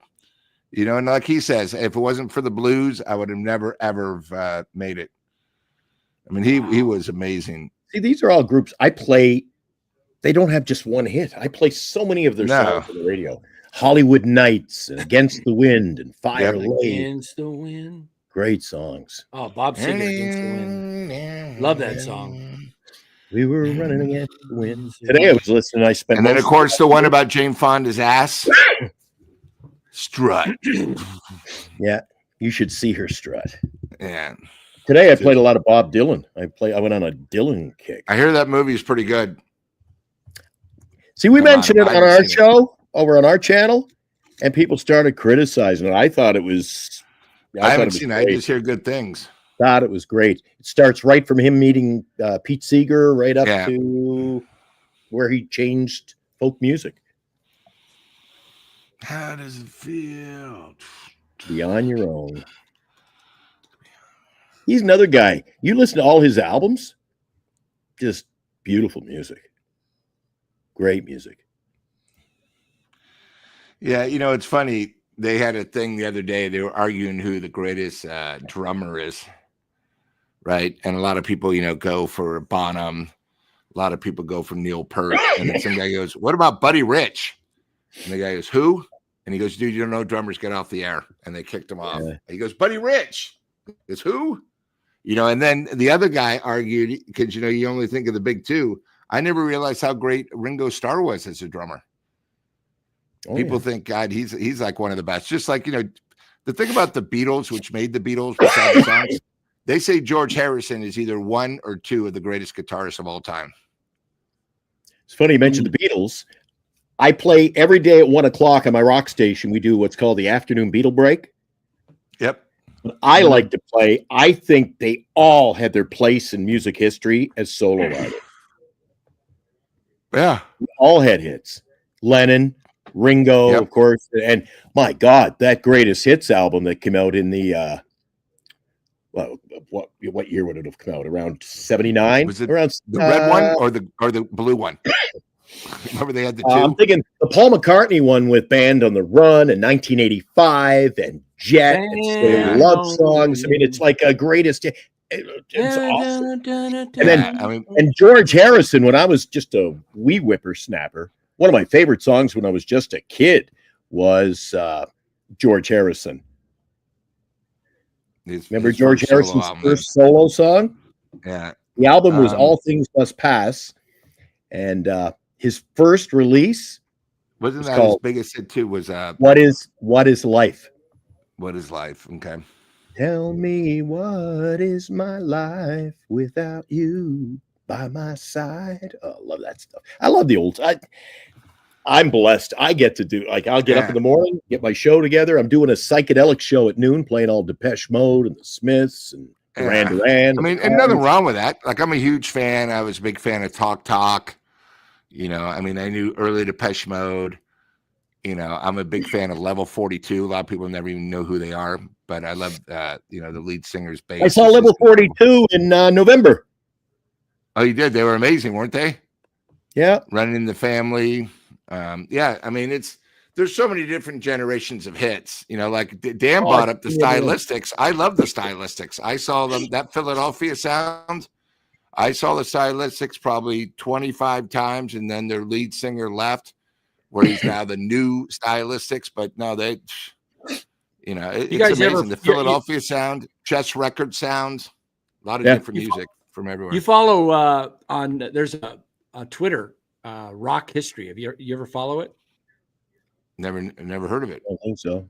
It's pretty good one to follow. They put a bunch of things up. Yesterday they put up that the Beatles, they put up the full concert video and everything of the Beatles' first concert was February 11th, 1964. I sent it to my aunt because she was Could you hear, or just all girls screaming? Yeah, you go back then.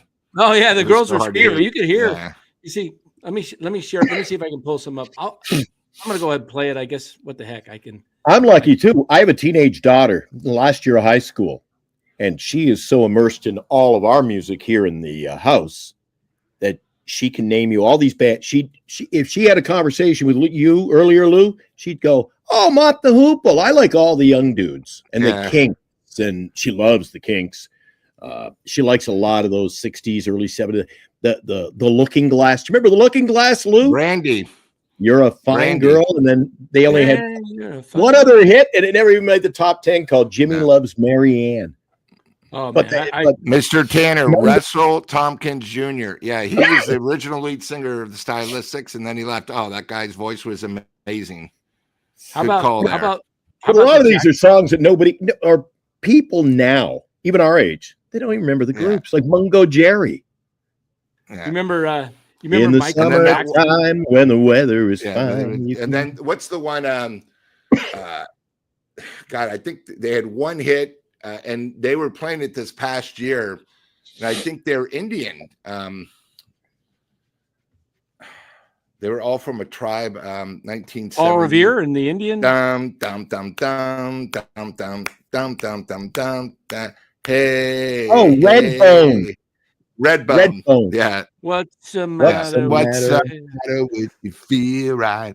Up to feel right. Because remember, they're in all these commercials. They're all bringing them back.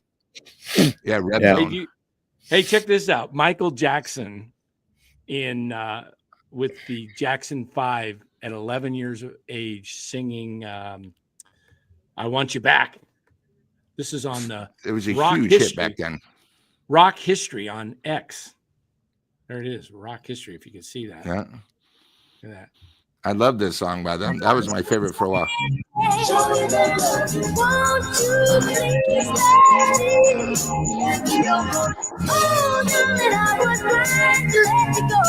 Pretty good. Let me man. down you. See, that to me is music. You Yeah. watch that halftime show at the Super Bowl the other day. I go, Oh, what the hell is that? And Diana Exactly. Ross took them under her wings and made them huge. Oh, look at this. Sting. Look at this. And Performing. someone tells me acoustically. he's not doing well, like he's dying.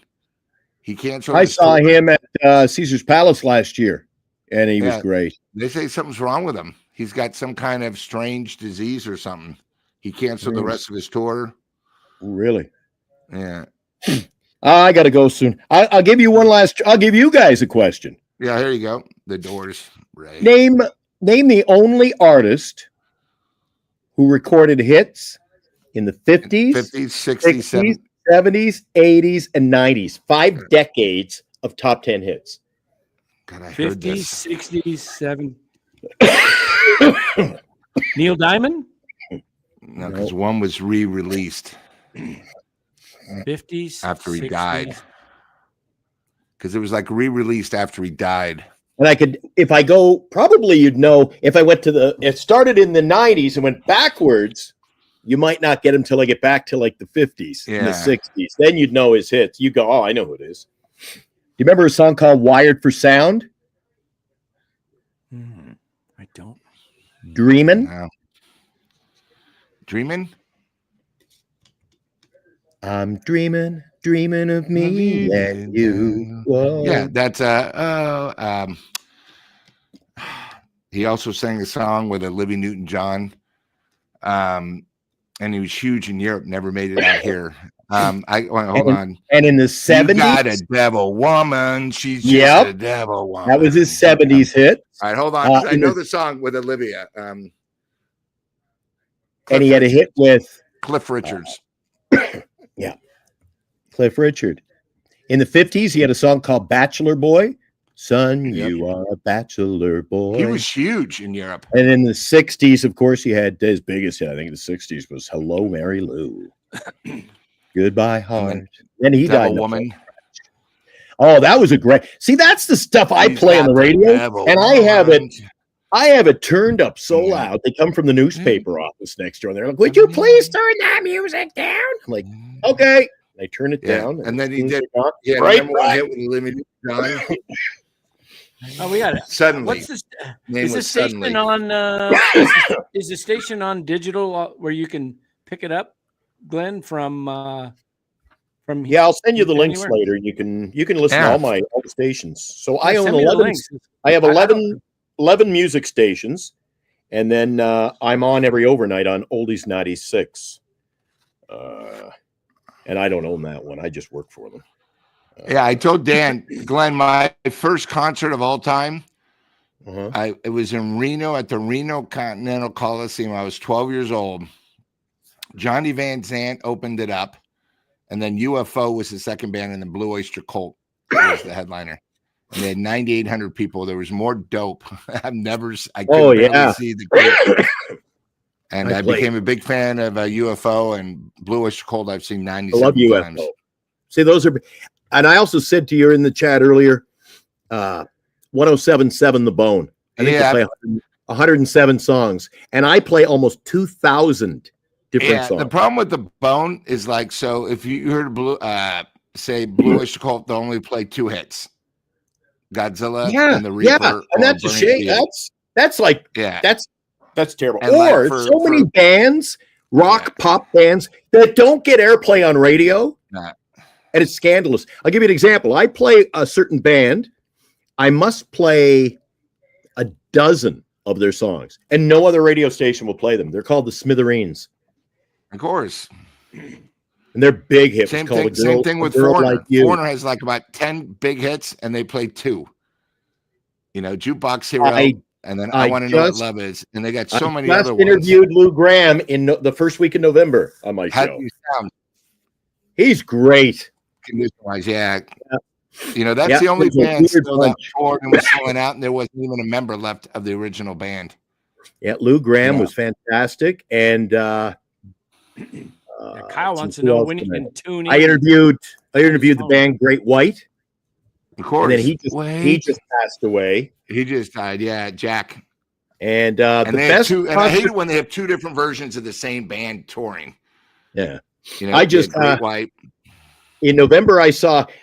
This often happens to me too. Bernice and I'll go to a show, and I'm kind of tagging along, thinking I ain't gonna. Cold as ice. And it's so good. I saw Billy Ocean. Of course.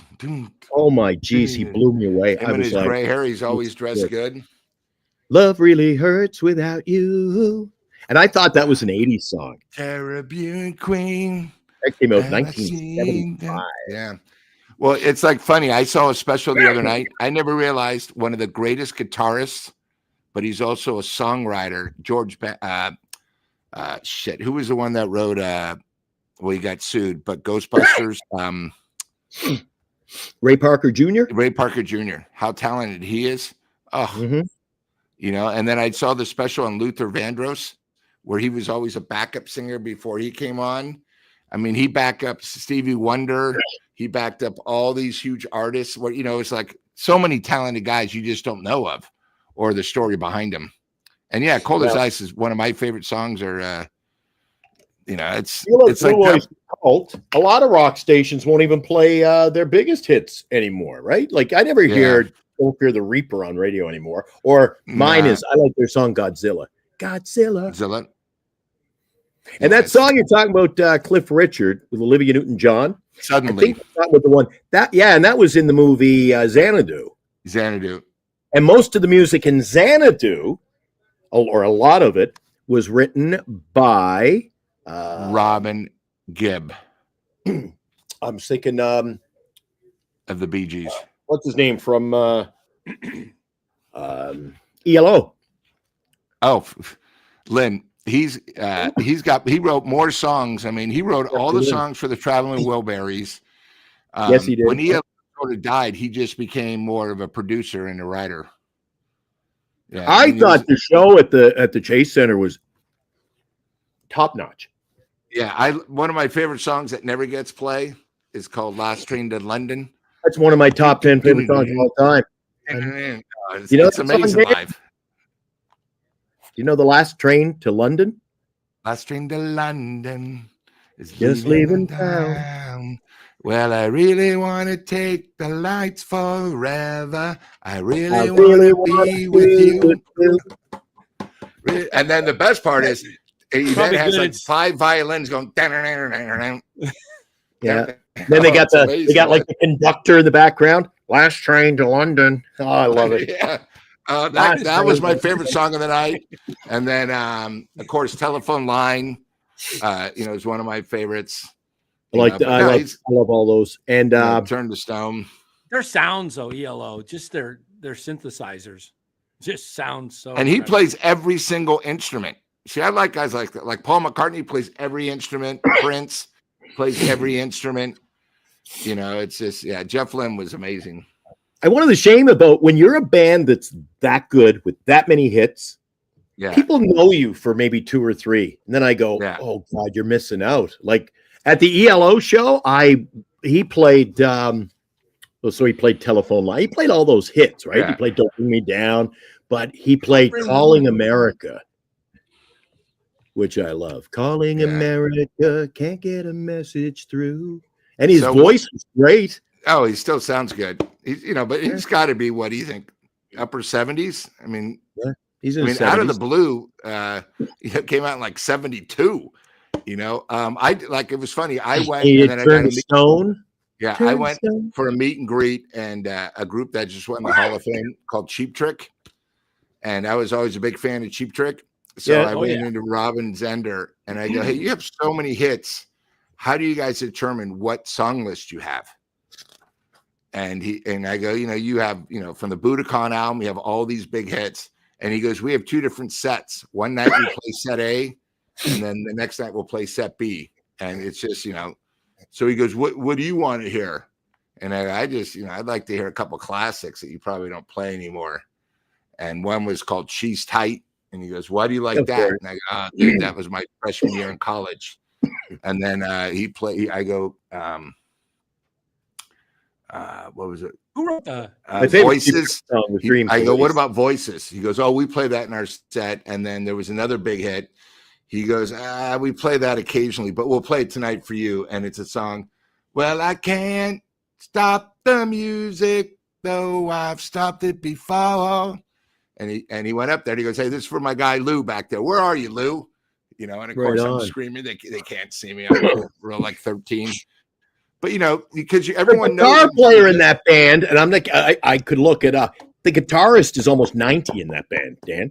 Yeah, he's got to be in the 80s. He's got the biggest collection of guitars in the world. And he dresses like so almost not psychedelic, but you know what I'm saying, Lou? He's dressed in the weirdest with like musical notes all over his outfits. Yeah, and he's got an 8-head guitar. So like, when you remember Zeppelin, where the guy had the double neck guitar, he's got an 8 one.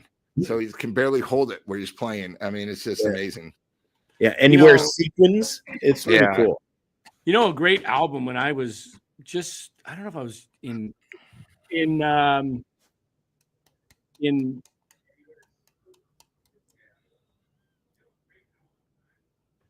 I can't remember what, but Frampton, Peter Frampton Alive. Frampton Alive. That was filmed at Winterland in San Francisco. That was an incredible. How you're feeling. That was an incredible album. Then you guys remember if I sang the tune Running on Empty. Remember who sang that? Jackson Brown. Jackson Brown, yeah. Running on Empty. That, and then his next album came out, put him on the map, was Boulevard. On the Boulevard. And then the song from Fast Times at Ridgemont High. She's gotta be somebody's baby tonight. Oh yeah, Jackson Brown was huge. That girl and it's lights going up in the eyes. So Jackson Brown, one of his best buddies, Dan, this went is a guy named Warren Zevon. I don't know if you know who Warren Zevon is. Just did a story about him on our channel the other night. He wouldn't go to the doctor and he died of prostate cancer. He knew something. You want to see something sad, Glenn? Watch his final appearance. He's the only guy ever on David Letterman. The whole hour was just him. And it talks, he never went to get checked. I was always a big fan. He had an album called Excitable Boy, which had Lawyers, Guns, and Money, one of my favorite songs. Lawyers, Guns, and Money. And then, and everyone knows about Werewolves in London. But yeah, he was very talented. You guys should go check this on Twitter, though. Go check out this Rock History Live. They put stuff out every day that I'm just showing you some of the stuff here that based on. Dan, what is that band Wasp? Ask them what they're famous for. What's the band name? See right there, Wasp. See, as a period. What is the band? Do you know what the band name is? I don't. We are sexually perverted. Oh, is that what they are? Yeah, Wasp. We are. They have a great album called The Electric Circus. I play it once in a while. He's pretty heavy. Iron Maiden. They're pretty Dan, heavy. do you know why they were famous? What their big thing was? No. This is, what do we got here? February 12th. That was yesterday. Jimi Hendrix, who reaches his hometown of Seattle. Look at this. The Beatles. This was their success, their concert first in the U.S. It's just pretty interesting stuff here. They got the Police. So, Dan, you talk about the Police, right? Their drummer, his last name was Copeland, right? Uh-huh. Oh, there's Yellow. Copeland. Yeah, Stuart Copeland. His brother's name was Miles. He was in charge of the band. So the guy's brother was the agent, but Miles was very big in the business. He also took care of a group called Rat. Do you remember Rat? Round and Round. Yeah. With Mr. D. Martini, one of the greatest guitarists of all time. We got to get out of here, guys. We're approaching. We're going to approach our record here, man. This is crazy. All right, hey Glenn, look forward to seeing you on Sunday. Hopefully we have good news. Sunday night we're going to do our 4-block superset here, and yeah, good show. Yeah, after the show, Dan, check on YouTube. Look for that song, my favorite '60s song, called "The Cheater." And it is one of the most underrated songs ever. The Cheater. You know, it went number like 11 or 12 on the chart. That was it went number 1. When I hear the word the cheater, haven't you heard about the guy known as the cheater? That's funny. He'll take a girl and then he'll lie and he'll mistreat her. Do. Anyway, telling that story last week or a week ago about some of these music, the deep tracks, like we were just talking about Warren Zevon on our channel, and I mentioned Bob Kuban and the In-Men. I'm like, oh, I love that song. Guys don't know that music anymore. It's from the 60s and before I was born. All written, I play it on the radio. And the whole story was that Bob Kuban, it was his band, but he was the drummer. Wasn't Bob Kuban in the E-Men or something like that? In-Men? In-Men, yeah. IN-MEN. I remember that now. So he was the drummer, and the lead singer of the band got murdered. He was having a fling. His wife was found out about it. She was having a fling. So the guy the wife was with went to prison. He murdered Bob Kuban. They didn't find him for like 30 years. Oh my God. And they went to a psychic, and she said, he's in cold, cold water, and he's near a big red door.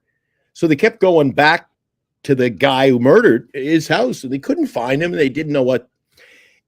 They murdered him, and they put him in the sewer in the backyard and built a flower thing over the top of it.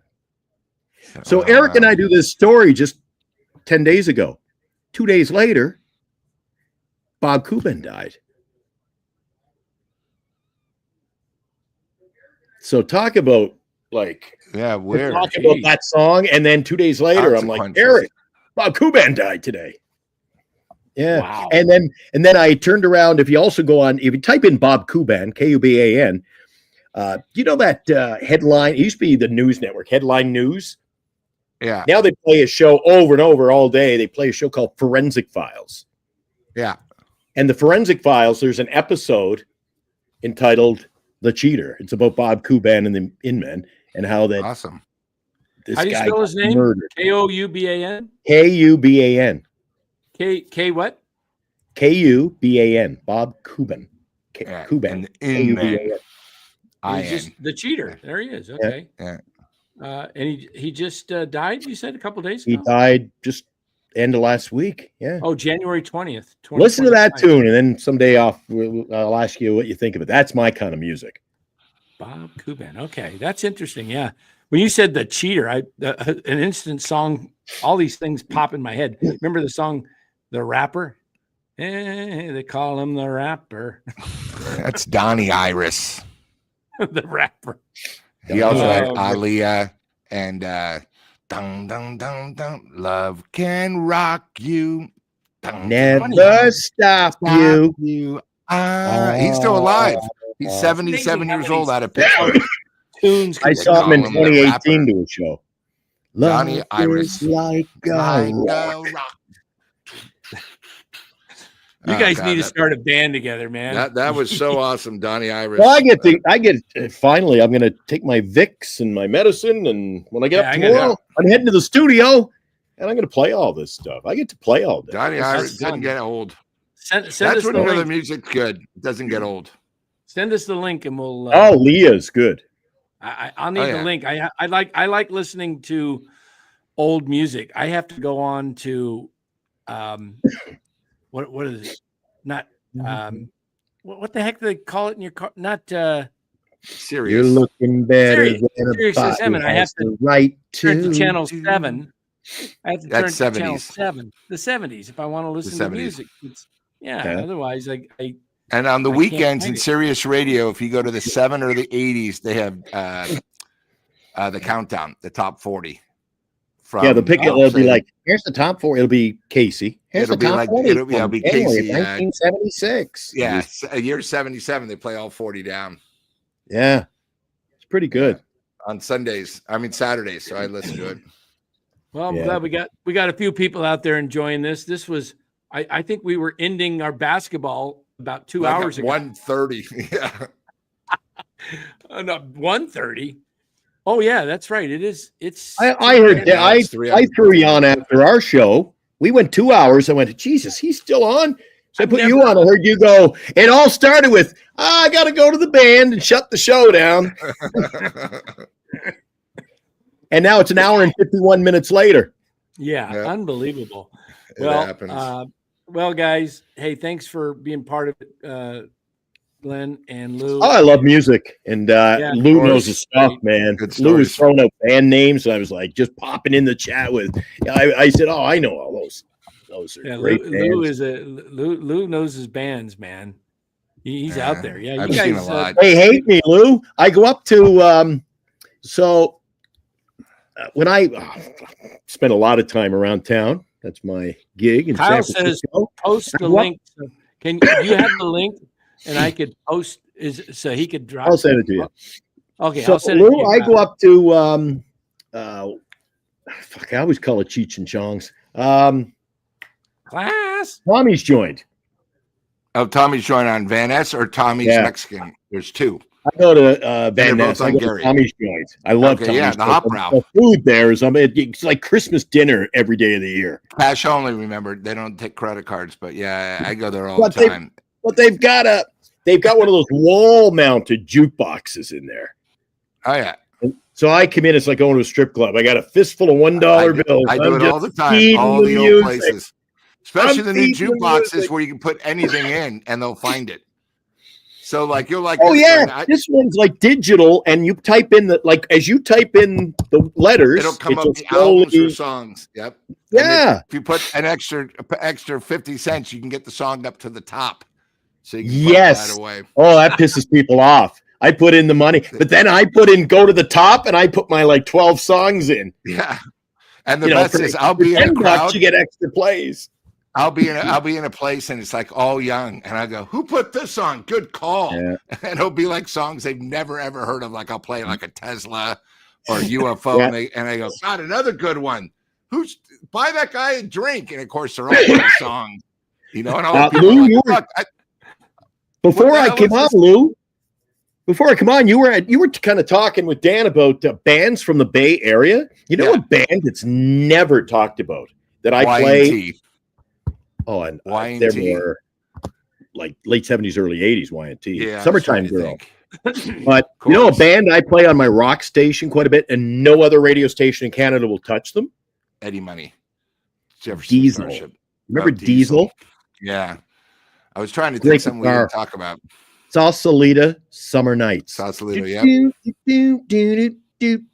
Eddie Money from the Bay, right?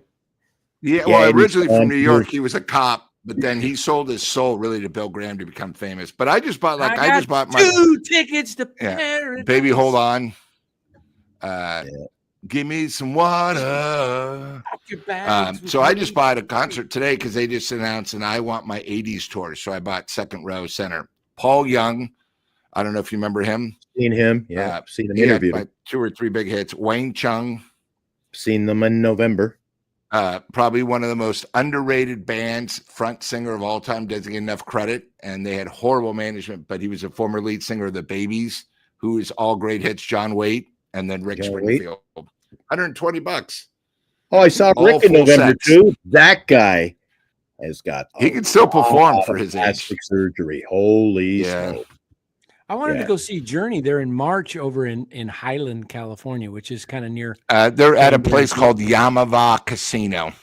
Yeah. You know, I'd probably run into Lou if I knew him, right? If I knew you. That is. Maybe you can help me get some tickets. I looked on the cheapest tickets were Journey, and you know who else got announced there? Def Leppard's playing there. Wow. At Yamava. Did you go to the night? California is 15 miles away from Santa Anita, Pasadena. Did you go, Lou, to see Steve Miller, Def Leppard, Journey at Oracle? In August? Well, it wasn't Oracle then. I saw the show. Or not? At Oracle. Ago. They played this August. It was Steve. It was Doobie Brothers. My concert I went to. Doobie Brothers, Steve Miller, Santana, and then Journey headlined. Beautiful. It was like back to the Bay Area Day on the Green. Oh, that's dude. That just gets my blood. And Steve Miller was amazing. It's the first time I'd ever seen him. You know, he has so many hits people forget. I went from Phoenix, Arizona, all the way to Tacoma, Philadelphia, Atlanta, LA. And even his like bubbling under songs. Like he had a song, "Heart Like a Wheel." Yep. His greatest album, greatest hits. What is it, like 69 to 74 or whatever? Yeah. Every song on there is a great one. What's your favorite one? What's your favorite one on that album? Mine's "Take the Money and Steve Run." Miller. Do take the money. Here's a story about Abracadabra. No, that was not one of my favorite hits by him, but that was he went bubblegummy then. That was. I'll tell you, I got a friend. He's older than me. He's in his probably mid 70s right now, but he's from Oakland. He lives down here in Arizona, and his last name is Cars, but with a K. So every time I call, my phone pops up, says, Cars. I says, the song pops in I don't mind you coming here, wasting all my time. Time. Dude, were you working radio for a living? Rick Ocasek. As soon as I hear Cars, do you know I made a freaking, well, I wouldn't say a fortune. I made a lot of money off like an eagle. 1877 Cars for Kids. They bought that ad for like 10 years. I was like, every time I was like, I thought you were talking Tommy Two-Tone there for a second. Tommy. How about this guy? With Jenny. We living here in Arizona. I live pretty 20 minutes. Alice Cooper. No, from a famous road. It's called Carefree Highway. Carefree Highway. That's Gordon Lightfoot. Gordon Lightfoot. Yeah. Yep. Carefree Highway. You know his music, Dan? Yes. Love Gordon Lightfoot. He has one of the most classic songs ever written. It's called "The Wreck of the Edmund Fitzgerald." Oh, I'll have to listen to that one. Oh, great voice. I love Gordon Lightfoot. Crystal clear. The Wreck of the Edmund Fitzgerald. It's a true story. Didn't he just recently pass away, Gordon Lightfoot? Yeah. The legend lives on from the Chippewa on down to the. Yeah, that's a great song. Etchigumi. Yeah, I love that song. And the way it starts, it's very like eerie. Yeah. That's the hit. It's called "Wreck of the Edmund Fitzgerald." That's the name. That's the name of the song. That one. You're dead. Yeah. Oh, okay. I know the song. Lou, don't let. I know he's your buddy. Don't let Danny fool you. He was pulling out the Archies and the main ingredient earlier. I know what he listens to on the side. Come on. Sugar, Oh, God. I'm out of here. Thanks for having me, boys. No problem. Send me the link. Talking music. All right. See you soon. Sunday night. Yep. All right. Sounds good. All right, Lou. Take care. All right, Glenn. talk to you. Glenn, Yeah. see ya. All right. All right, Lou, we're going to wrap up too, man. It's 2:20 almost here. I can't even believe we went 4 hours. I In know. fact, see if we can close this before it hits 4 hours. Yeah, do it. I'm just going to end it. I'm not even Yeah. going to do No band, no nothing. no band. Brian nothing. will love it. Yeah.